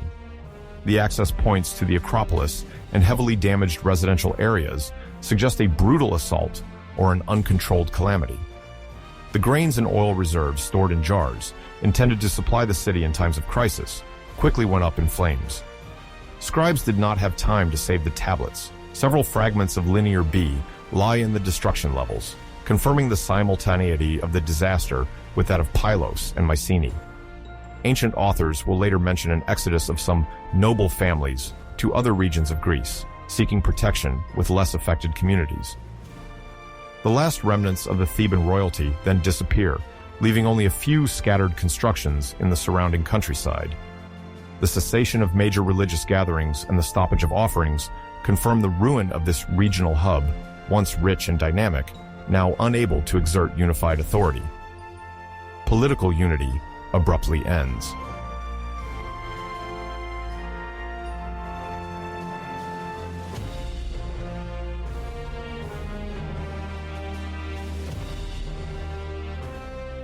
Around 1190 before Christ, the Hittite Empire, which then reigned over a vast territory extending from the central Anatolian plains to the northern foothills of the Levant, entered a critical phase. Its capital, Hattusa, located in the present-day region of Boğazkale in Turkey, became a target for forces whose exact nature is not always agreed upon by sources. During the preceding century, the Hittite rulers had expanded their influence over numerous cities and vassal territories, consolidating a complex diplomatic network.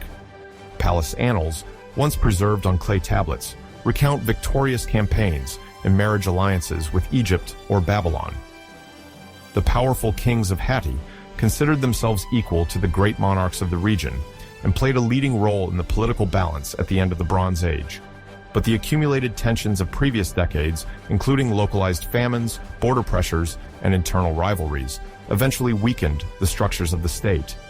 The assault on Hattusa, historically placed around 1190, was the brutal culmination of this creeping crisis. The colossal walls, equipped with monumental gates like the Lion Gate, no longer sufficed to protect the city. The enemy, probably supported by contingents from coastal areas or mobile populations in search of more fertile lands, managed to breach the defenses. Intrusions multiplied around the great enclosure, and the city then suffered destructions that left visible traces in the archaeological strata. Expressions of Hittite power, the palaces and administrative buildings suffered successive fires, distinguishable in the layers of carbonized debris.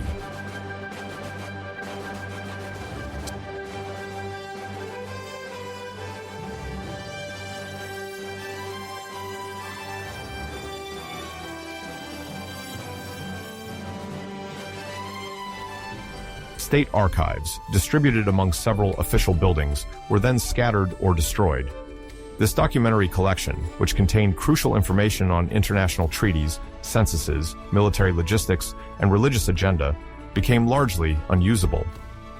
Until that time, the Hittite kings had maintained diplomatic conventions engraved on clay tablets in Akkadian cuneiform, but also in their own language, Luwian.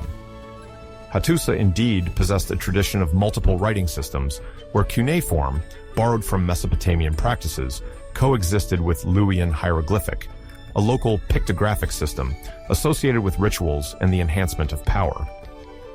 With the fall of the capital, political centralization and the transmission of Hittite knowledge took a fatal blow. A large proportion of these official documents has never been found, suggesting forced displacements of literate populations, the dispersal of tablets torn from their archive rooms, or simply systematic destructions perpetrated by the attackers. The reliefs are covered with layers of rubble mixed with shards of luxurious objects, evidence of accelerated ruin.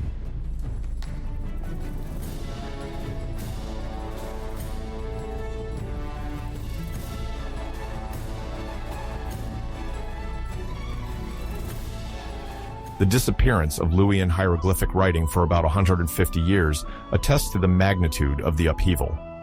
This unique writing system, likely used since the second millennium before Christ for monumental inscriptions and official documents, was central to the Hittite identity. Many rulers had inscribed their exploits, prayers, or laws on stone blocks, using these stylized symbols close to the Anatolian pictographic tradition. The victors, whether rival clans or foreign groups, may have sought to erase the written memory of the empire to better establish their domination. The decline of this writing system is also explained by the rapid decrease in the number of trained scribes and the dispersion of administrative elites. Sculpture and engraving workshops, once animated by specialized artisans, almost ceased everywhere in the former Hittite space. Each temple or palatial center, vital for the reproduction of this literary culture, was either destroyed or emptied of its population. The few scattered vestiges featuring Luwian hieroglyphs after 1190 can be counted on one hand and only truly come back to life much later in the context of the Neo-Hittite states.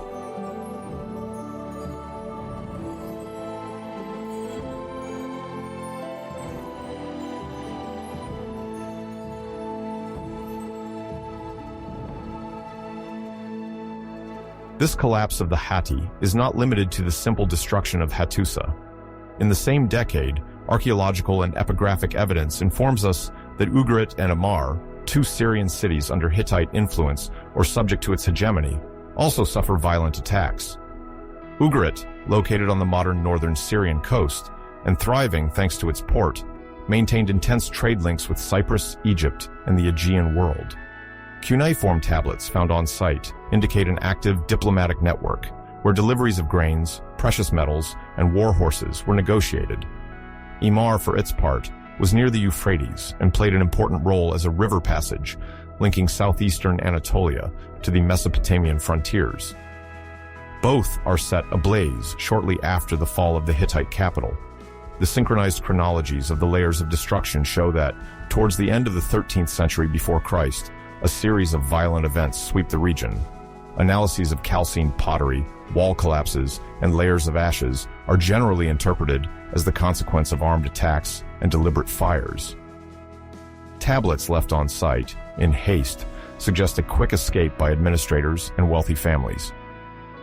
Linked to this observation, the deterioration of maritime trade is perceived in the sudden absence of shipments of luxury goods from the Aegean or Cypriot world.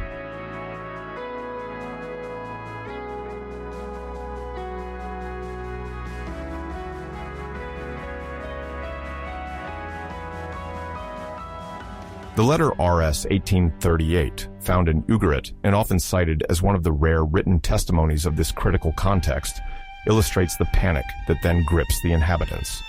Written in cuneiform on a clay tablet, it would have been addressed to the king of Ugarit or a high local dignitary.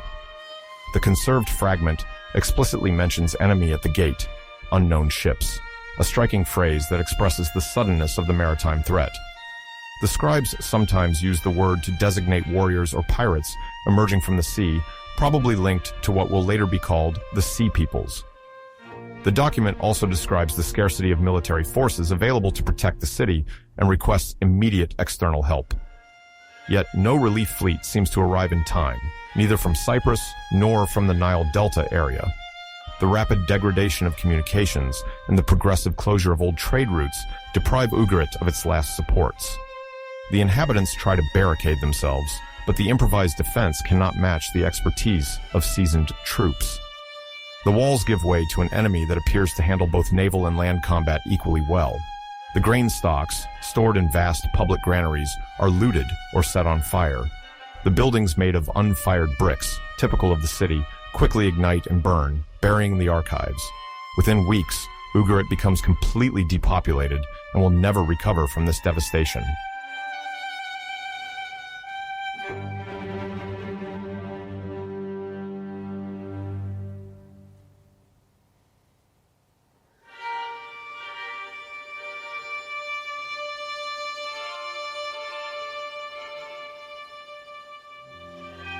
Emar, too, sees its fate oscillate between submission to the old Hittite Empire and the threat of more powerful neighbors.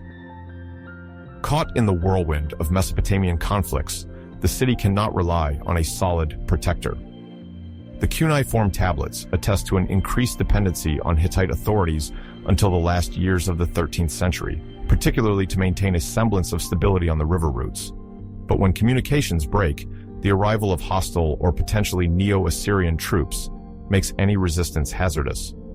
The simultaneous destructions of Amar and Ugarit are perceived by researchers as a symptom of a network collapse. Deprived of the central Hittite administration and its garrisons, these vassals see their defenses vulnerable and their strategic stocks threatened. Hittite garrison chiefs, previously responsible for maintaining order, disappear abruptly. Syrian notables, used to following the decisions of a distant royal court, can hardly take over alone. This interdependence of hierarchical dependencies unravels when the top of the pyramid collapses.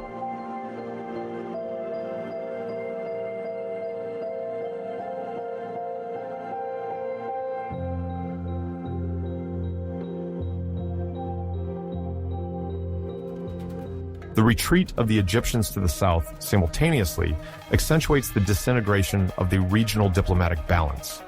The pharaohs of the 19th and 20th dynasties, such as Ramses II and then Ramses III, maintained occasional influence in the Levant by overseeing a system of fortresses and Egyptian representatives in some key ports. Before the decline emerging at the end of the 13th century, Egypt alternated between conquests and peace treaties. Its ambition was to maintain a secure corridor to Sinai and the Phoenician coast, useful for trade and raw material resources. However, the pressure from the Sea Peoples, which had already manifested during the reigns of Merneptah and Ramses III, forced Egypt to concentrate its troops in the Delta area. The naval battles, later described in the inscriptions of Medinet Habu, joined the threats coming from the Libyan lands to the west. Facing multiple fronts, the pharaonic power can no longer support vassal cities in the Levant, while the Hittite Empire, once a partner and competitor, has collapsed. Egyptian garrisons stationed in Canaan or Byblos drastically decrease, withdrawn to consolidate national defense. With this decrease in Egyptian presence, the entire diplomatic alliance system organized around marriages, tributes, and trade dwindles. Local rulers, sometimes supported by an external protector, find themselves isolated. Without stable naval links, they are at the mercy of well-organized attackers, capable of attacking from the sea or from land bases.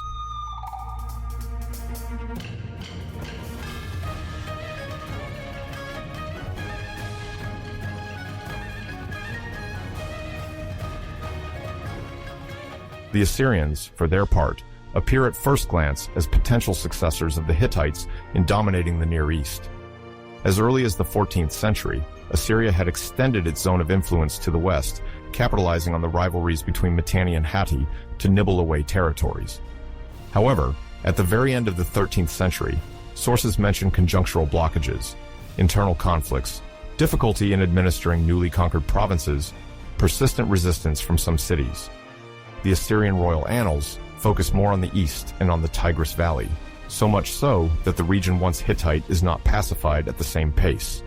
The Assyrian armies could have tried to fill the void left by the fall of Harusa, but the chronology suggests that the widespread turmoil in the region, population migrations, occasional droughts, plus the maritime threat, slow their rapid expansion.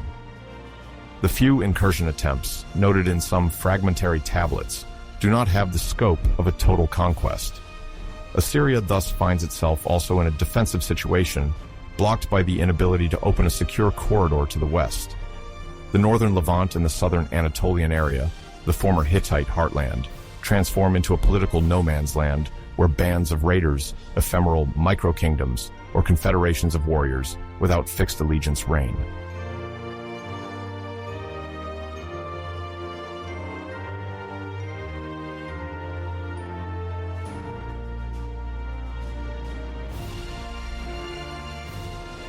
It is in this context of mutual abandonment that a geopolitical vacuum sets in.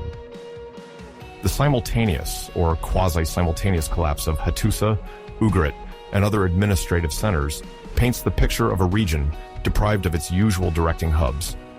The diplomatic corridors, which a few decades earlier were regulated by the exchange of engraved tablets, mixed marriages, and the sending of tributes, are now broken. The local elites, helpless, can no longer maintain the commercial networks, which relied on rigorous bilateral treaties and the protection of routes. The artisans and scribes, dependent on palace redistributions, lose their patrons. They sometimes flee inland or cross the sea on makeshift boats. The tin flow, essential for bronze production, dries up in several regions, while Cypriot copper no longer circulates as freely. Shipwrecks sunk near the Syro-Anatolian coasts testify to failed trade attempts or seizures carried out by armed bands.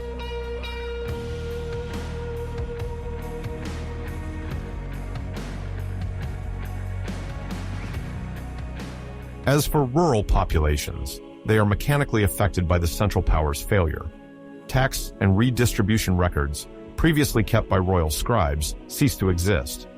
The peasants, subjects of the great Hittite king or his governors, no longer know which authority to submit to or how to escape looting. Seasonal migrants, fleeing drought or insecurity, cross borders. Sometimes, stone inscriptions attest to the partial reoccupation of ancient fortified sites, long fallen into disuse, indicating that communities are seeking to retreat into stronger defensive positions. The infrastructure system, including paved roads, warehouses, and canals, deteriorates without organized manpower or government direction. Temples, once places of offerings and storage, lose their preeminence due to the lack of centralized religious support. The Hittite gods, honored in Hattusa, no longer receive their regular offerings. Rites modeled on imperial liturgy disappear due to the lack of trained priests, either exiled or massacred.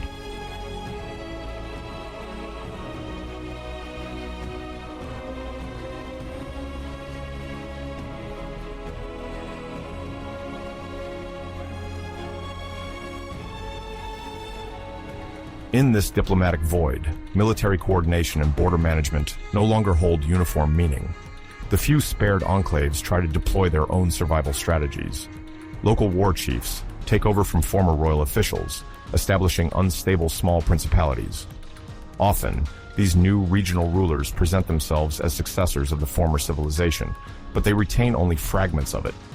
Even the memory of Luwian hieroglyphic writing declines, sometimes replaced by a limited use of cuneiform or other writing systems. Communications with Egypt remain sporadic, and the kings of the Nile Valley, busy defending their own territory, no longer risk restoring costly order in the north. The Assyrians, focused on the east, allow a mosaic of new political entities to settle in southern Anatolia and northern Syria.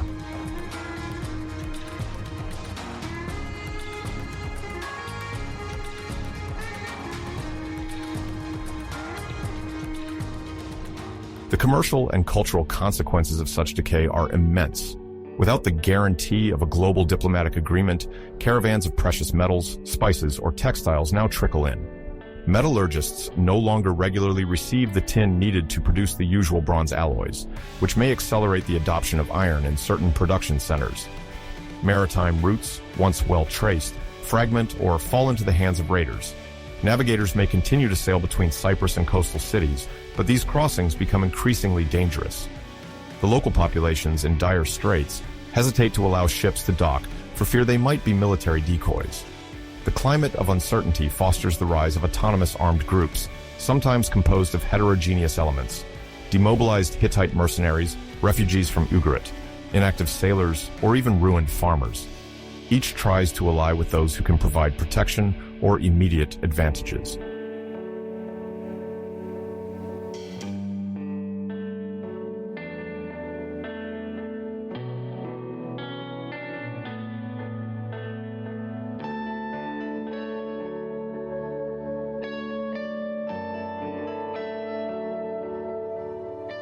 Egypt's retreat to the south, coupled with Assyrian blockages to the east, completes the fragmentation of the former regional order.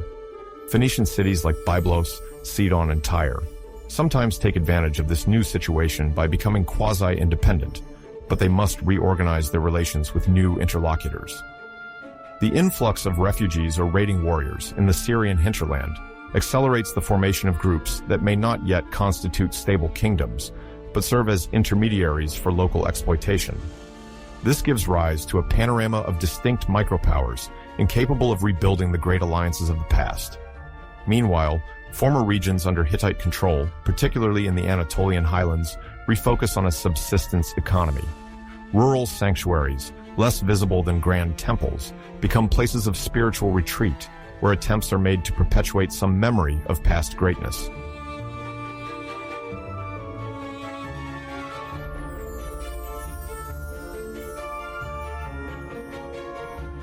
The silence imposed by the absence of official documents after the dispersion of the archives is not the only indicator of the phenomenon. The style of seals and ritual knives, once standardized under the Hittite dynasty, fragments into multiple local variations. In some burial sites, we see the emergence of new types of furniture, blending Hittite heritage with influences from the east or the Mediterranean coast. All this takes place in a true political no-man's land, where no powerful chancery coordinates exchanges anymore. Negotiators who used to discuss treaties in Hattusa or Ugarit no longer find institutions capable of validating their agreements. Diplomatic contacts, sporadic, are reduced to ad hoc meetings between local chiefs. The concept of diplomatic desertification aptly describes this situation. Diplomacy, to exist, requires stable and recognized structures, which almost all disappeared with the fall of the Hatti and the burning of Syrian cities.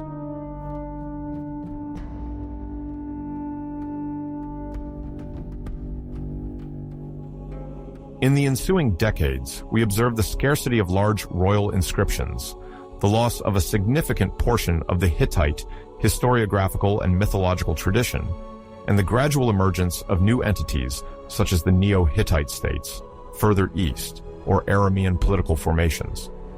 This phenomenon leaves broad areas in political fallow, without Egypt having withdrawn its forces, attempting to regain the upper hand. The Assyrians, still fragile at this time, await the consolidation of their rear before projecting further west.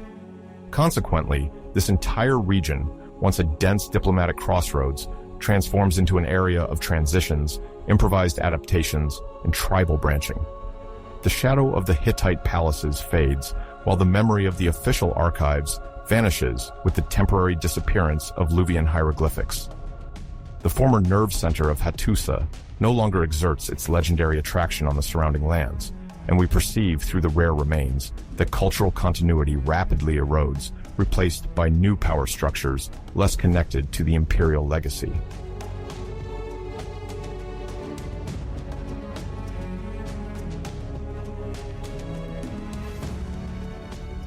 At the turn of the 13th and 12th centuries before Christ, many archaeological testimonies indicate strong climatic instability in the vast region of the Levant and the Aegean. Sediment cores taken from the Dead Sea in the present-day Near East provide a valuable source for understanding these upheavals.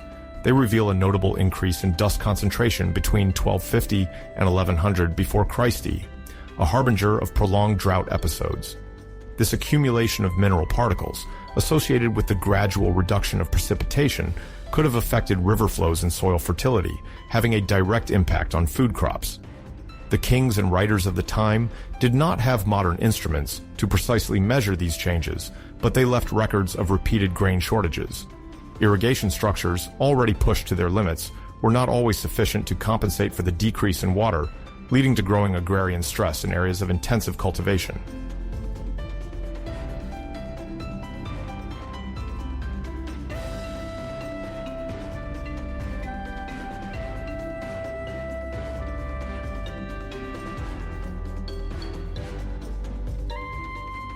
The scarcity of water in regions where agriculture depended mainly on complex canal systems favored multiple local crises, exacerbated by a rising population. In some places, cuneiform tablets mention the onset of local famines, which led royal administrations to organize emergency food convoys to support the most affected areas. In this context, dependence on grain imports from Egypt or the large plains of Mesopotamia became increasingly risky. As soon as a trading partner faced its own difficulties, exchanges were slowed, if not interrupted. This spiral of repeated shortages could undermine the stability of certain palaces, leading to peasant revolts or population movements toward areas reputed to be more fertile.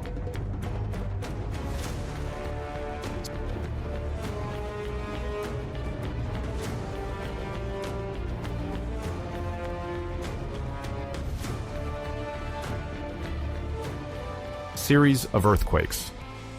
Most regions bordering the Aegean Sea, western Anatolia, and the Levant are located on areas of high tectonic activity. In the second half of the 13th century before Christ, several geological studies suggest a resurgence of major earthquakes, likely triggering substantial chain reactions. The notion of a domino effect is based on the observation that the nearly simultaneous destruction of several citadels could be linked to closely timed seismic events. Numerous excavations show collapsed buildings in cities like Miletus or Tiryns, a phenomenon that is sometimes hard to explain solely by military action. The layers of collapse are particularly noted for the absence of widespread fire damage, suggesting another factor of destruction. The city of Troy, already subject to many conflicts in mythic imagination, also shows phases of rapid reconstruction, seemingly responding to repeated seismic damage.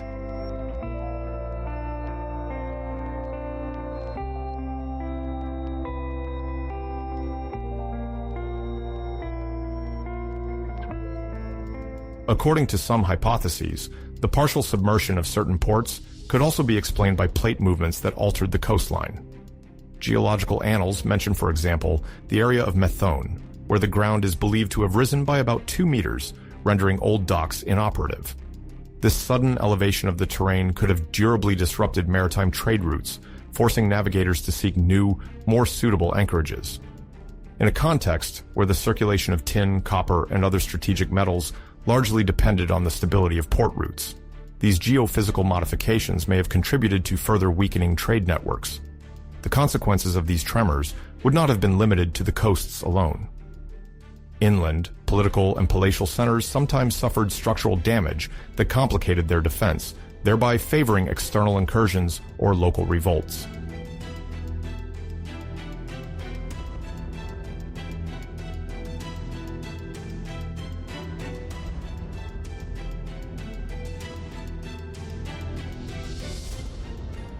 Although modern science allows a better understanding of these tectonic disruptions, the populations of the time had no theoretical framework to analyze their causes. This incomprehension often fueled mythical stories, attributing the telluric violence to the will of irate deities.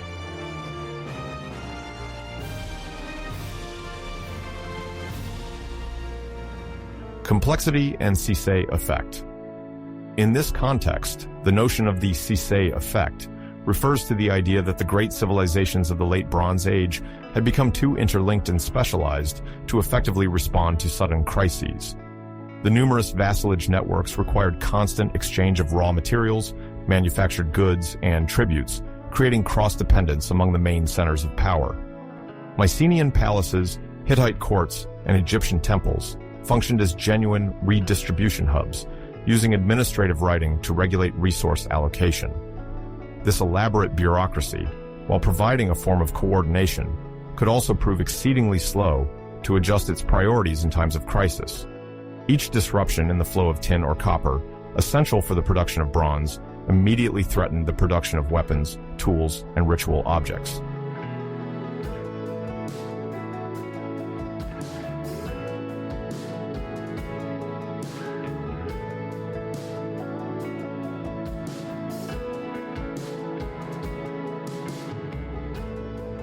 Warrior elites, accustomed to having these goods in abundance, saw every dysfunction as a risk to their prestige and authority.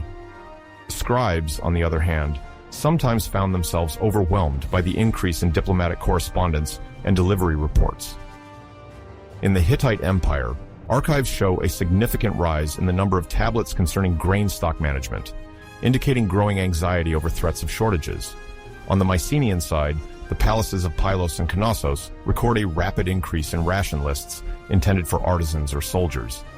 This hyper-bureaucracy could create bottlenecks when the situation required urgent decisions, making the administrative machine less able to absorb the shock of multiple crises.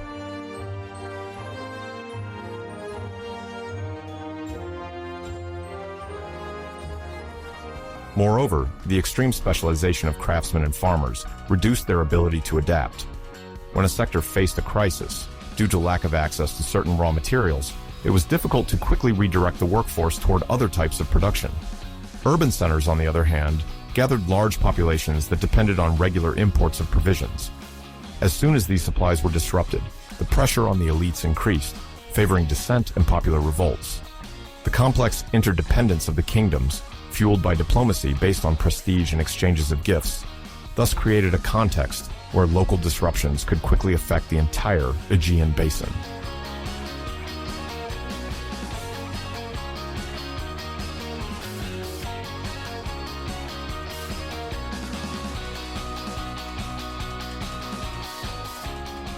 In the early 12th century before Christ, several indicators suggest that military innovations also contributed to accelerating the geopolitical reconfiguration. The emergence of iron, obtained in rudimentary bloomery furnaces, gradually opened new perspectives for the manufacture of weapons that were stronger and easier to produce than their bronze equivalents. Although forging techniques were still not well mastered initially, the use of iron alloys offered a definite advantage to those who knew how to exploit them. Notably, iron spearheads or arrowheads have been found in some tombs in the Near East and Greece, attesting to the gradual spread of this material across the Mediterranean basin.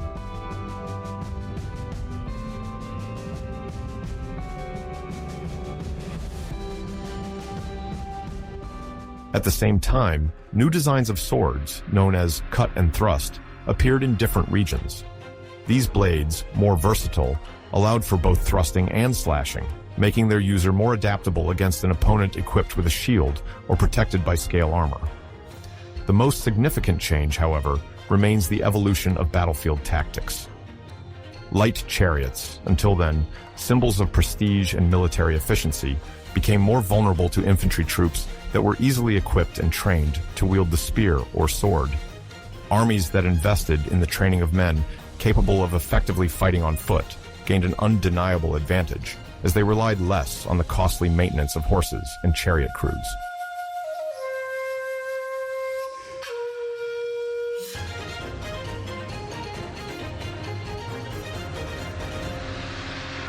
In Egypt, some late bas-reliefs bear witness to the rise of more mobile troops of archers and foot soldiers, capable of countering light cavalry or enemy chariots. In the Levant, mercenary infantry, sometimes composed of warriors from distant regions, developed by seeking to exploit these new iron weapons. This transition to military versatility and mobility occurred at a time when old alliances were losing strength, when commercial exchanges became rarer, and when the supply of bronze became less certain. Kings who failed to quickly adapt their armies to new methods and equipment lost influence, while those who adapted gained an upper hand, reorganizing the map of local powers.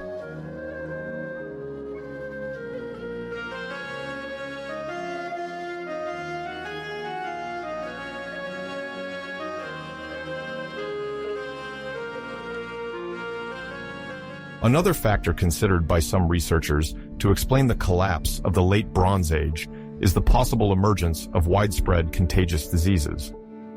Recent examination of human remains at several sites, including at Megiddo in Palestine, has revealed the presence of genetic traces associated with the bacterium Salmonella enterica, bronchial form.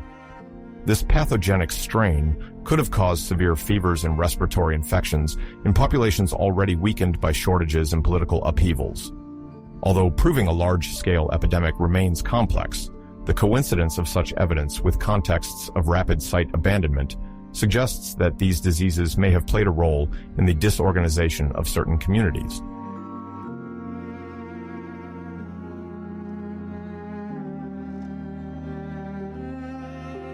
In the large cities, often densely populated, the hygiene conditions favored the rapid spread of germs. The movements of garrisons and caravaneers, motivated by trade or war, contributed to spreading these pathogens from one region to another. The medical structures of the time had only limited knowledge of the origins of infections and rarely offered effective treatments, often limiting themselves to incantations and ointments that could not stop a massive contagion. Some royal inscriptions recount strange diseases decimating regions and armies without detailing their nature. At a time when the stability of the kingdoms was already based on fragile foundations, the multiplication of epidemic outbreaks could have accelerated the abandonment of strategic sites or the discrediting of elites unable to protect their subjects.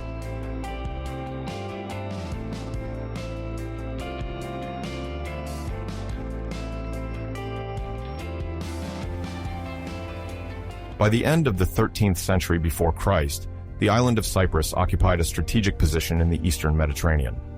Since the Middle Bronze Age, it served as an important maritime relay for the international trade of metals, particularly copper, whose local deposits attracted trade routes connecting Egypt, Anatolia, and the Levant. These exchanges also included the circulation of ceramics, textile raw materials, and luxury products such as oxhide-shaped ingots. Cuneiform tablets and Egyptian archives subsequent to the time of Akhenaten mention the importance of the island under the names Alashia or Alasha, terms used in diplomatic letters when the great kings of Egypt, or Hatti, sought to secure a steady supply of copper for forging weapons and tools.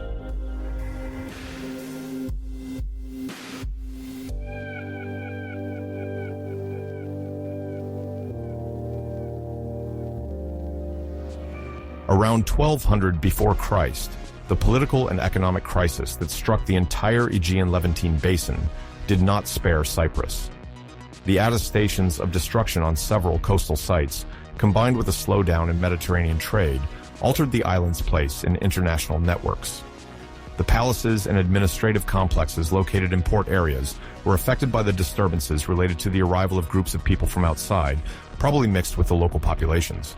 Some previously prosperous villages disappeared, while new urban foundations emerged, marked by more imposing defensive structures and sometimes by signs of Aegean or Levantine influence in architecture.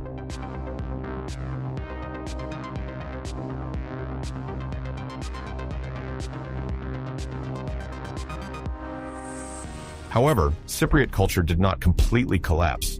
On the contrary, it transformed to give birth to what archaeologists call Neo-Cypriot kingdoms, with Kition being the most frequently cited example. Located on the southern coast of the island, the site of Kition shows continuity in the exploitation of mineral resources and the use of copper, while also showing innovations in urban planning and craft production. Excavations have uncovered massive fortifications, sanctuaries, and developed port facilities. The walls reflected an unprecedented concern for protection, possibly related to the fear of maritime invasions. In the city's organization, power was structured around palaces or administrative centers, which continued the practice of collecting and redistributing minerals to neighboring lands. There is also the adoption of pottery influenced by different styles, notably late Mycenaean and Levantine, indicating that survivors and new arrivals had established a solid cultural syncretism.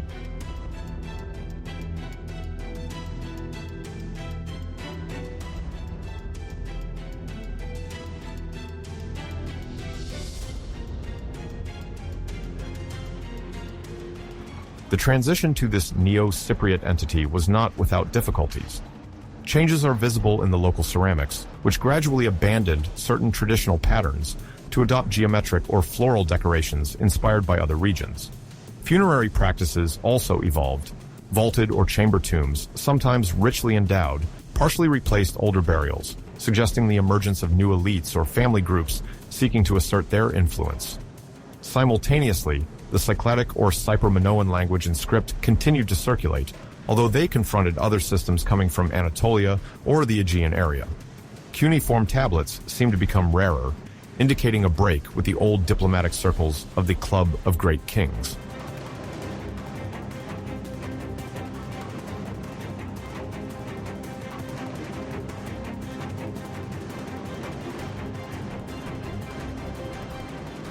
In the course of the 11th and 10th centuries before Christ, Cyprus reorganized itself around political entities capable of maintaining a certain degree of economic autonomy. Copper remained essential and ensured relative development, despite the general decline of commercial activity in the eastern Mediterranean. Aegean, but also other centers, continued to play a leading role in regional networks, even if the scale of trade did not regain the splendor of the late Bronze Age. Ultimately, the island became an insular hub where local traditions, influences from the ancient Mycenaean civilization, and direct or indirect contacts with the Levant, Egypt, and Anatolia intermingled. This resilience laid the foundations for Iron Age Cyprus, whose city-states would establish regular relations, starting in the 9th century, with the Phoenicians settled along the coasts of present-day Lebanon.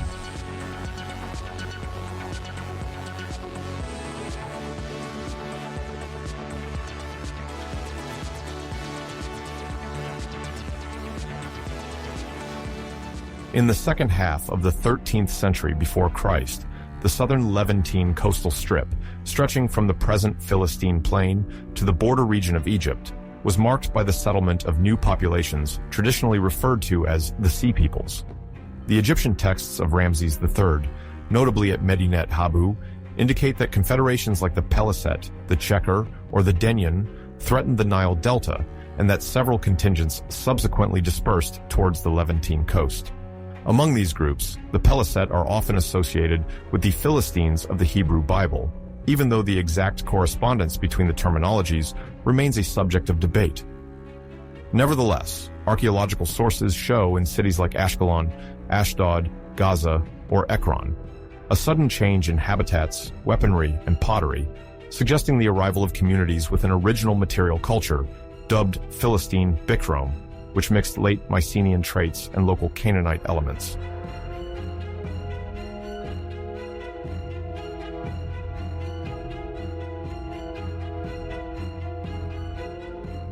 Ashkelon, a port city already active during the late Bronze Age, underwent profound urban reorganization.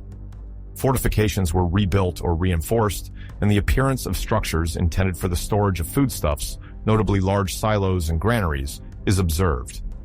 Excavations have revealed remains of typical Philistine pottery, vases with geometric or aviform figures painted in red and black on a light background. Gaza, for its part, became an essential transit point for controlling the trade route leading to Egypt, benefiting from its proximity to the Wadi Gaza, a desert corridor allowing caravan connections with the interior. The political model of these Philistine cities seems close to that of the ancient Canaanite centers, with a ruling elite capable of hiring mercenaries and maintaining important sanctuaries. The presence of ritual objects, horned altars, and varied figurines indicates the fusion of local religious practices and traditions imported by the newcomers.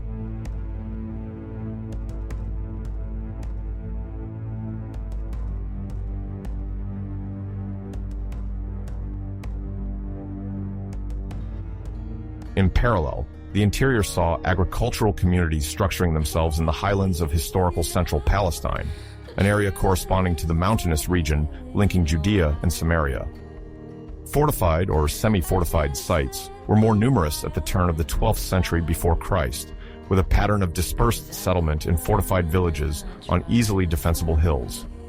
Archaeology has highlighted changes in material culture, such as more sober common pottery than that of Canaanite cities, and a decrease in imported objects, indicating relative economic autonomy.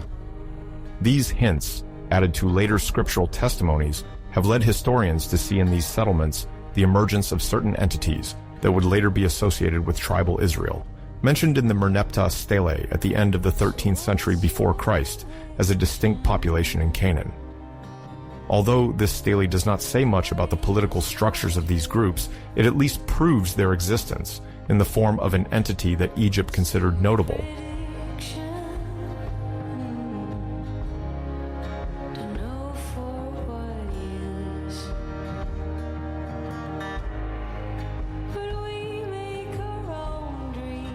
Conflicts and rivalries between the coastal Philistine cities and the inland communities persisted throughout the 12th century.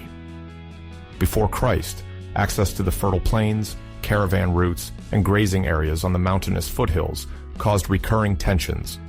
Later biblical sources, notably the Book of Judges, recount Philistine incursions into the hills and describe charismatic figures leading the resistance, such as Samson. While religious traditions' narratives should be approached with historical caution, the presence of military rivalries between coastal groups and highland inhabitants remains plausible. Excavations at Tel Mikna, Beth Shemesh, or Shiloh confirm phases of destruction linked to armed conflicts during this period.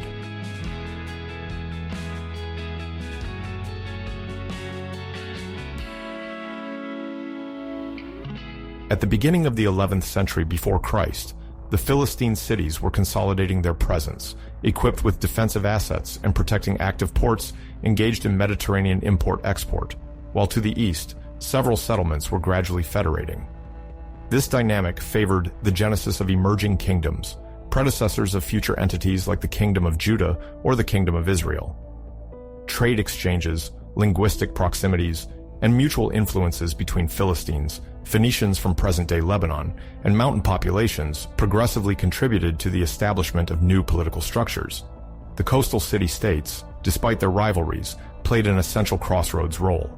Ashkelon or Gaza maintained maritime connections to Cyprus and Egypt, while the rise of more northern tribal entities, sometimes identified with the Arameans, further complicated the geopolitical landscape of the southern Levant.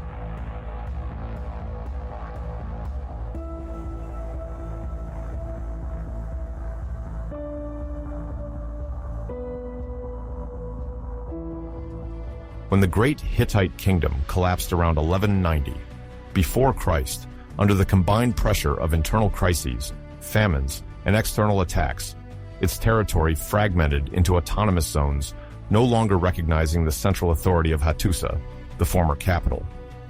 This dissolution first affected the eastern and central parts of Anatolia, where many palatial sites witnessed abandonment or destruction.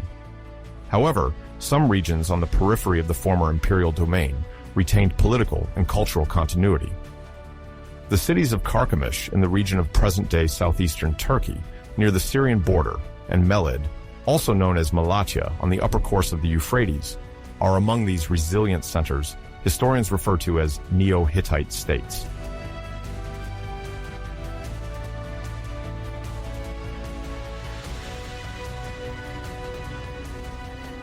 Carchemish was originally an important Hittite provincial center, governed by princes often related to the royal lineage.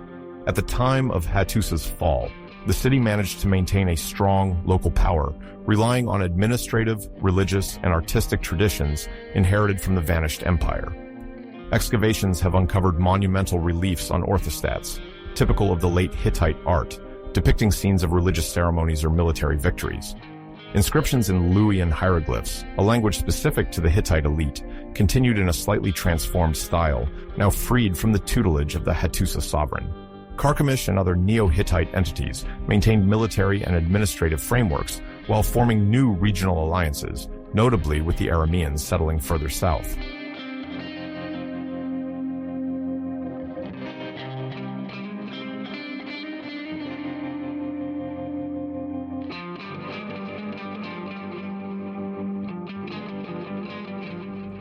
Melid, another Neo-Hittite center, thrived thanks to its location on one of the routes linking Anatolia to the edges of Mesopotamia. Here again, a princely elite relied on the Hittite cultural heritage while opening up to local influences. The presence of reliefs, funerary steles, and inscriptions testifies to a desire to perpetuate dynastic legitimacy by presenting themselves as the legitimate successors of the vanished great power. Bas-relief sculptures often show scenes combining religious motifs such as the worship of the sun goddess or the storm god, and representations of rulers engaged in hunting or warfare. Local temples and palaces demonstrate a persistent architectural expertise, even if the scale of constructions remains more modest than those of the imperial era.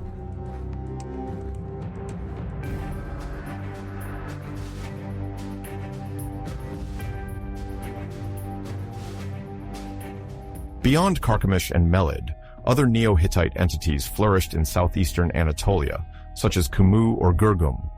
The fragmentation of the former Hittite Empire allowed these kingdoms to strengthen their regional specificities while maintaining a common cultural background.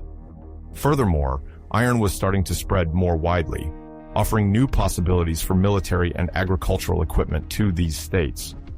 Remains of iron weaponry found in archaeological layers corresponding to the early first millennium before Christ bear witness to the technological transition that was gradually taking place. However, these innovations were not uniform. The old techniques related to bronze still remained vital, particularly for the manufacture of certain civilian tools and ritual objects.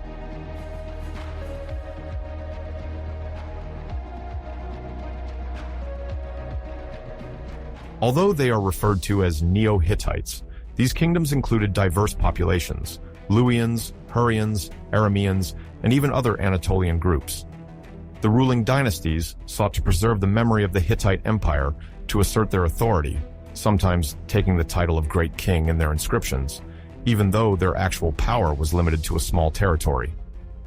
Regional diplomacy remained complicated, with each city or principality negotiating alliances or conflicts with its neighbors, as Assyria, further east, began to expand its influence again from the 10th century before Christ. The interactions between these Neo-Hittite microstates and the Phoenicians, or small Syrian entities, shaped the political fabric of northern Syria, contributing to the formation of a mixed cultural space where Anatolian and Semitic traditions intersected.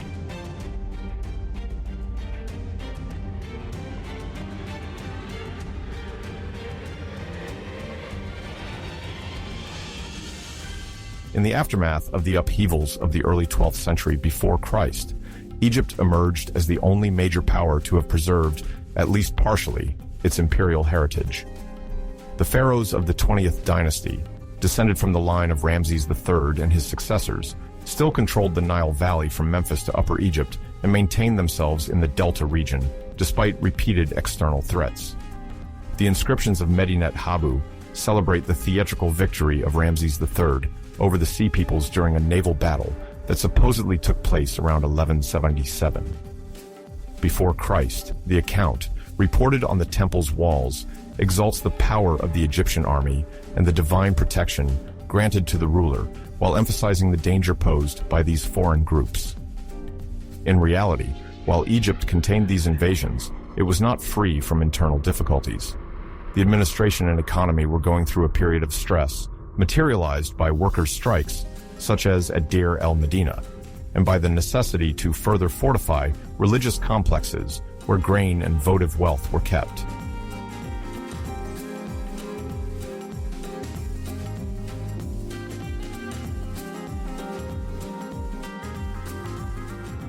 The temples, which also served as economic and social centers, were transformed into isolated fortresses, equipped with high enclosures and storage areas. The supplies stored in these sanctuaries were used in times of crisis to feed the local population, but also to pay the troops and mercenaries assigned to the protection of the royal domain. Some historians interpret these architectural transformations as evidence of a security retreat. Egyptian society feared new waves of attacks or uprisings, both from discontented local populations and foreign groups seeking fertile lands or loot. The mural representations, sometimes very detailed, illustrate religious processions behind walls defended by archers and spearmen, indicating that the sacred sphere was no longer the inviolable sanctuary of the prosperous New Kingdom periods, but a fortified stronghold essential for the community's survival.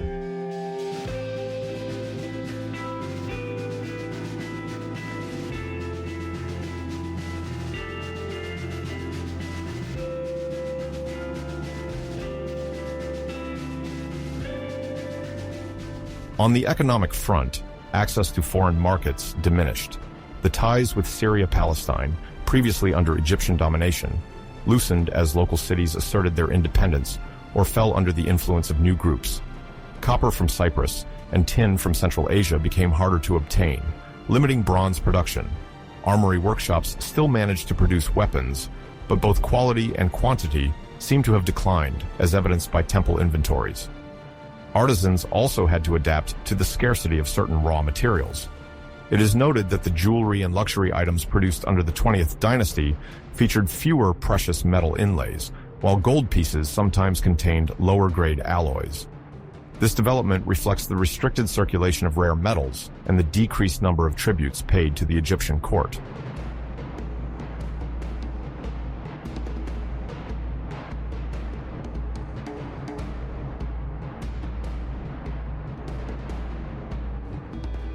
The ruling pharaohs tried to compensate for this contraction of international trade by strengthening internal control.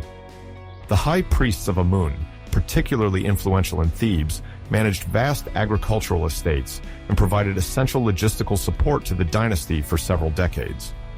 The documentation from Karnak and Medinet Habu mentions a more rigorous system of census and taxation, aiming to maintain sufficient stocks of grain and regulate food distribution to soldiers, scribes, and officials. However, this increased centralization faced corruption and embezzlement, as evidenced by some cases of royal tomb looting, a scandal reported in judicial papyri. Punitive measures remained severe, but there was nonetheless a proliferation of petty local chiefs or autonomous governors on the kingdom's outskirts, especially in the delta, where Egyptian presence was less homogeneous.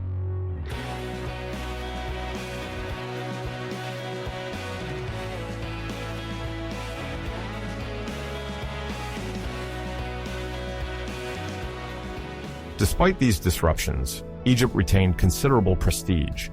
Its civilization remained remarkably stable in its religion, art, and writing system. The pharaohs continued to play a symbolic role as master of the universe, even though the geopolitical reality had evolved significantly. The diplomatic exchanges of this era, far fewer than in the Amarna period, often limited to sporadic contacts with cities of the southern Levant or Cypriot queens, still sought to obtain precious gifts. The archaeological discoveries of Egyptian scarabs in the eastern Mediterranean, dated to the very beginning of the Iron Age, testify to the persistence of a certain cultural influence, but the direct influence of the crown had notably diminished.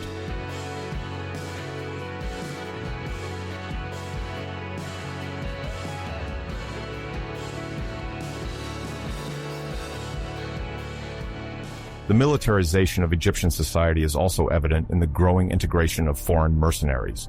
Contingents of Shirdan, Libyans, or other groups were settled in the delta to establish permanent garrisons.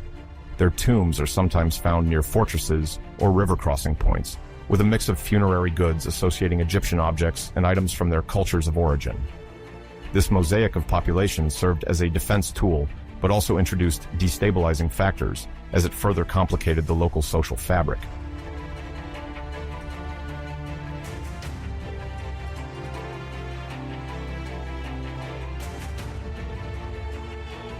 The Iron Age, though wide, which generally spans from around 1100 to 950 before Christ, marks an important turning point in the reorganization of the ancient world following the chain collapses of the late Bronze Age.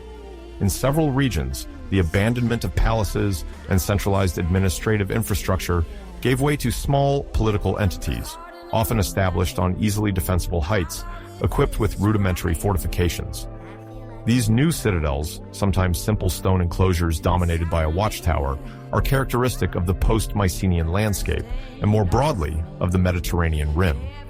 They are no longer great palace complexes like those of Pylos or Hattusa, but rather community bastions where dwellings, storage areas, and defensive systems are interwoven. The disappearance, or near disappearance, of cuneiform, hieroglyphic, or linear B archives led elites to refocus on direct territorial control on a local scale.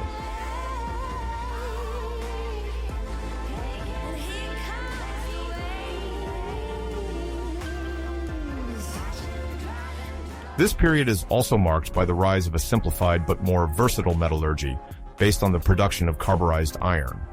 Unlike the previous age, dominated by bronze, an alloy of copper and tin, the shaping of mild or medium carbon steel allows for the creation of tools and weapons that can be sharpened more easily. Blacksmiths develop heating and hammering techniques that spread through a still discrete network of traveling merchants and artisans. The relative abandonment of bronze, however, does not happen overnight. In some regions, the lack of accessible iron ore delays the rise of this new material. Mixed productions, still incorporating bronze for certain ritual or ornamental objects, remain common, particularly near the former supply routes for copper and tin, such as Cyprus, Anatolia, and areas associated with the Afghan routes.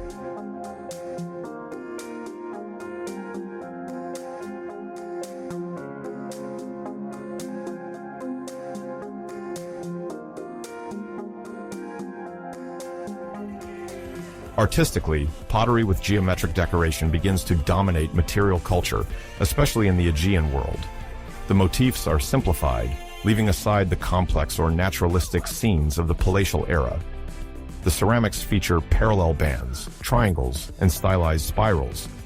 In the Levant as well, more sober decorations are observed, while the technique of fast wheel spinning remains uneven across workshops. The vases intended for food or liquid transport are often rougher and more functional, a sign of a retreat into a local economy centered on vital needs. In these new communities, reserves of cereals, wine, or oil are stored in large jars, more easily stackable in fortified storage rooms, and easier to monitor in case of seasonal conflicts.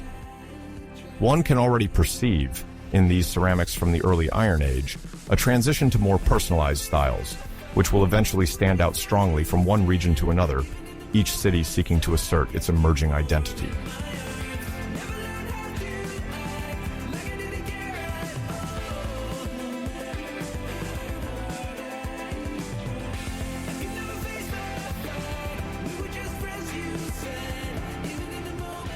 In Lefkandi, on the island of Euboea, a fascinating monetary innovation for this period is discovered, a form of iron oxide ingot currency. It is not a minted currency, as will be known in the first millennium before Christ, but rather standardized plates or small ingots, which seem accepted as a local means of exchange. Excavations indicate a combined use. Some specimens are pierced, suggesting wearing around the neck or suspended from the belt, while others are stored in batches in jars. These iron ingots can be converted into tools or weapons if necessary, giving them intrinsic material value, in addition to circulating as a means of purchase or payment of tribute. Lefkandi, placed in the context of a Mediterranean world in reconstruction, takes advantage of a maritime position that allows it to restore exchange routes to the Aegean Sea, Cyprus, and, more occasionally, the Levantine coasts. Although written records are rare at this time, ceramological and metallurgical evidence suggests small commercial flows aimed at acquiring still precious raw materials, such as some residual copper ores or precious pigments. Over time, these iron ingots, even if rudimentary, forge a precedent that, according to several specialists, foreshadows the concept of standardized currency much later.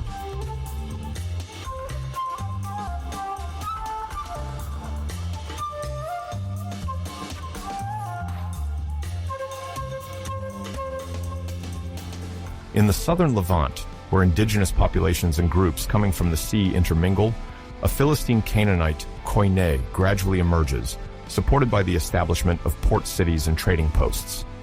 The term Philistines, in Egyptian texts and biblical traditions, refers to one of the great peoples who came by boat, often designated under the generic name of Sea Peoples.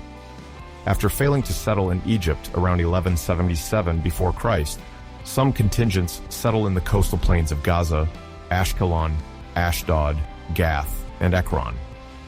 Their material culture, including so-called Philistine Bikrom pottery, blends late Mycenaean influences and local Canaanite traditions. Exchanges with the hinterland, where other political entities, sometimes identified with early Israelite or Edomite groups, are structured, lead to the emergence of a regional lingua franca. The phonetic, syntactic, and lexical characteristics partly borrowed from the Semitic dialects of Canaan and Aegean idioms suggest linguistic blending that facilitates both trade and diplomacy.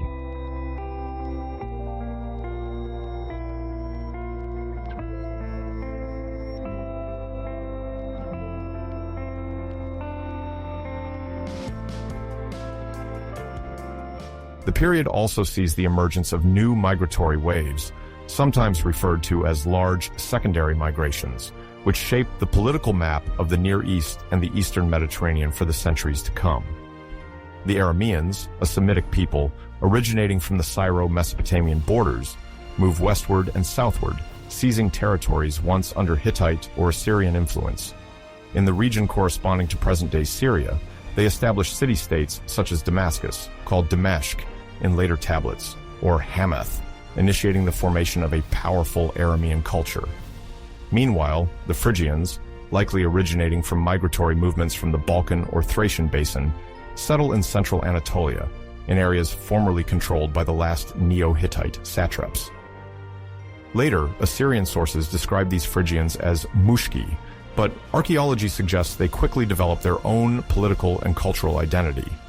They build funerary tumuli and handle iron with increasing skill. It is in this crucible that the Phrygian kingdom will form, later famous under the reign of a certain Midas. At the same time, the Dorians cross the Aegean and penetrate into mainland Greece. Their arrival in the Peloponnese and certain islands causes a considerable reshaping of social and linguistic structures. The Doric dialects, later known for their presence in Sparta, Argos, or Corinth, will shape the nascent Hellenic identity, while other Greek populations retract or migrate to Asia Minor, founding among others the Ionian cities on the western Aegean coast.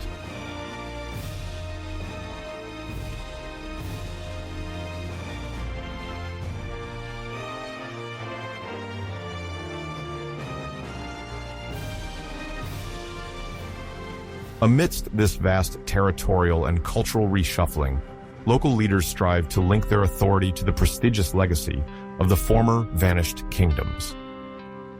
In the Anatolian zone, the legendary figure of King Midas perfectly illustrates this type of symbolic reappropriation.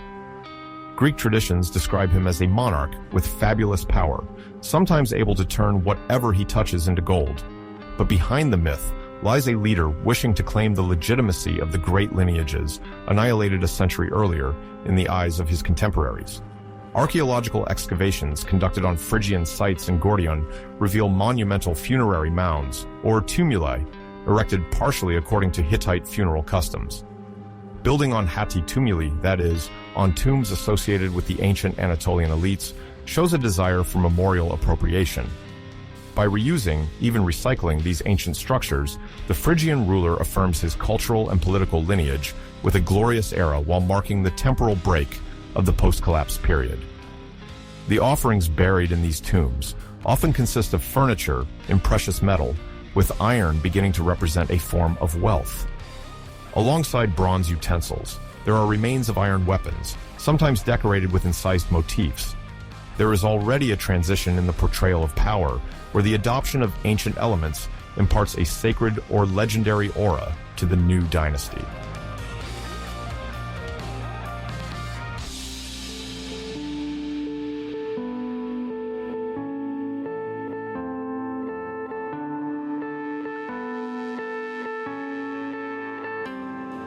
With the dissolution of the great kingdoms of the late Bronze Age, each population attempts to reconnect with their history and make sense of the upheavals that have occurred.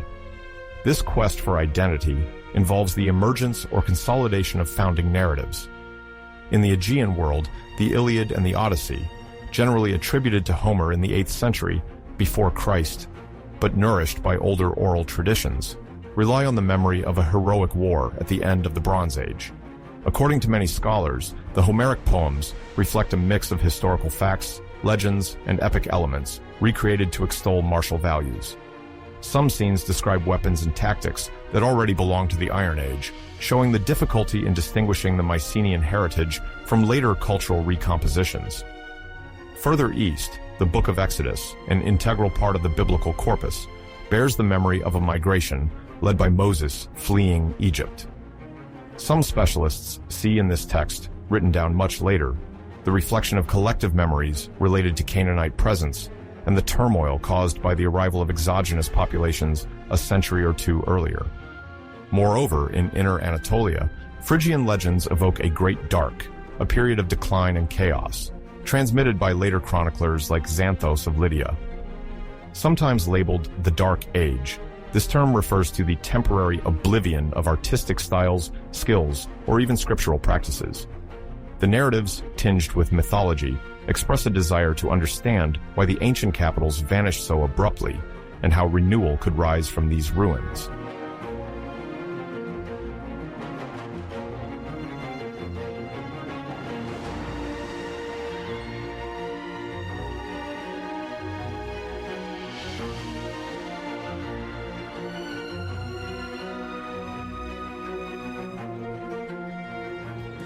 A crucial element of this renewal lies in the reinvention or adaptation of writing systems.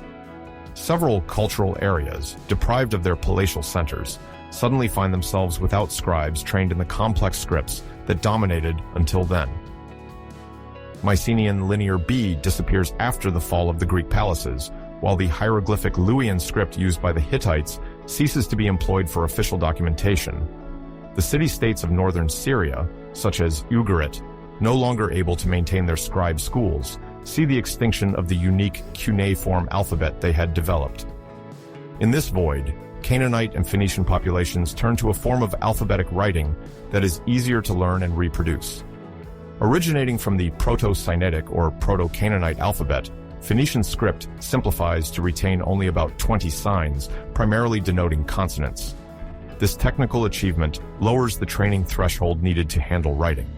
It is no longer necessary to memorize dozens or even hundreds of logographic or syllabic signs.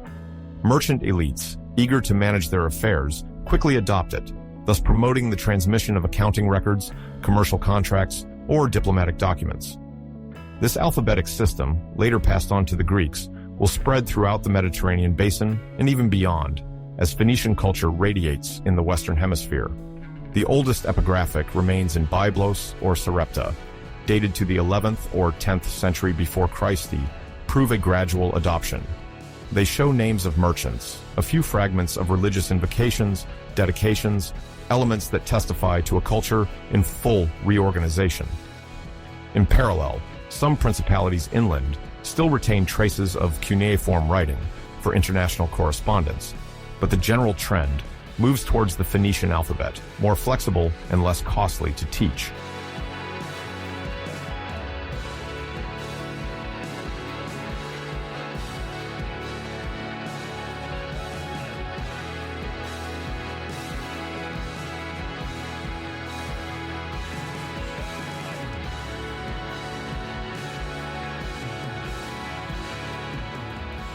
In the Aegean basin, after the progressive disappearance of Linear B, the knowledge of writing drastically declines, leaving the majority of communities without official documents.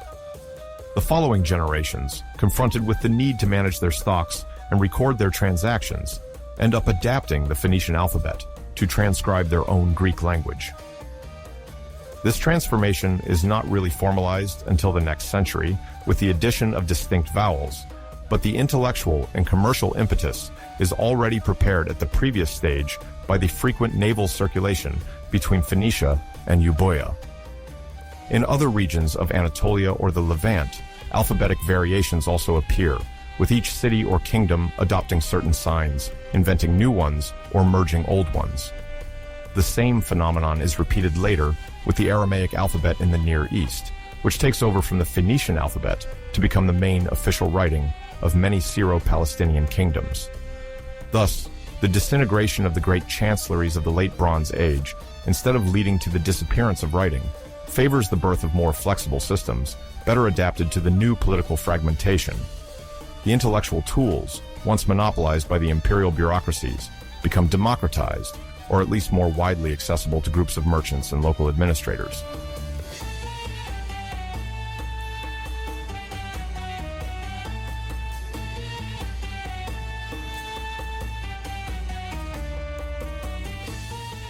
The societal changes accompanying this diffusion of the alphabet also manifest in the religious sphere, where increasing syncretism is observed. Cults adapted from ancient Hittite, Syro-Canaanite, Egyptian, or Mycenaean deities are reinvented, sometimes associating several attributes with a single god or goddess. The sanctuaries, now more modest, often favor an open courtyard and an altar. Offerings near the altars include pieces of iron, symbolizing the nascent economic vitality, along with sacrificed animal remains. The tutelary deities of the city, frequently identified by new epithets, seem to emerge from a religious blending fueled by populations displaced after the collapse. This spiritual context, although less centralized than in the times of the great Egyptian or Mesopotamian temples, plays a crucial role in legitimizing local political authorities, often backed by a collective pantheon that transcends the diverse origins of the inhabitants.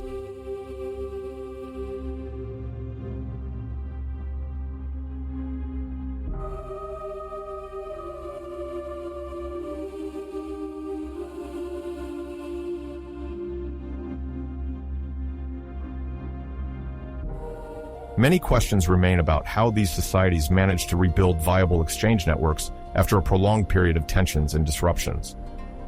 Shipwrecks found off the Levantine coasts, containing copper ingots and sometimes a few iron bars, suggest a timid coastal trade resuming towards Cyprus and Cilicia. In the Aegean world, the Mycenaean diaspora has sown enclaves here and there, attempting to maintain small-scale commercial activity. The flows of raw materials, once massive and organized by the great palaces, become sporadic, often dependent on private initiatives or small guilds. The merchants, now less controlled by central authorities, might benefit from more freedom, but they also face chronic insecurity, fueled by banditry and regional rivalries. The different currents of iron, oil, wine, or cereals, far from approaching the volume of the past, nonetheless suggest that the Mediterranean and the Near East remain connected by a dynamic of exchanges, even if fragmented.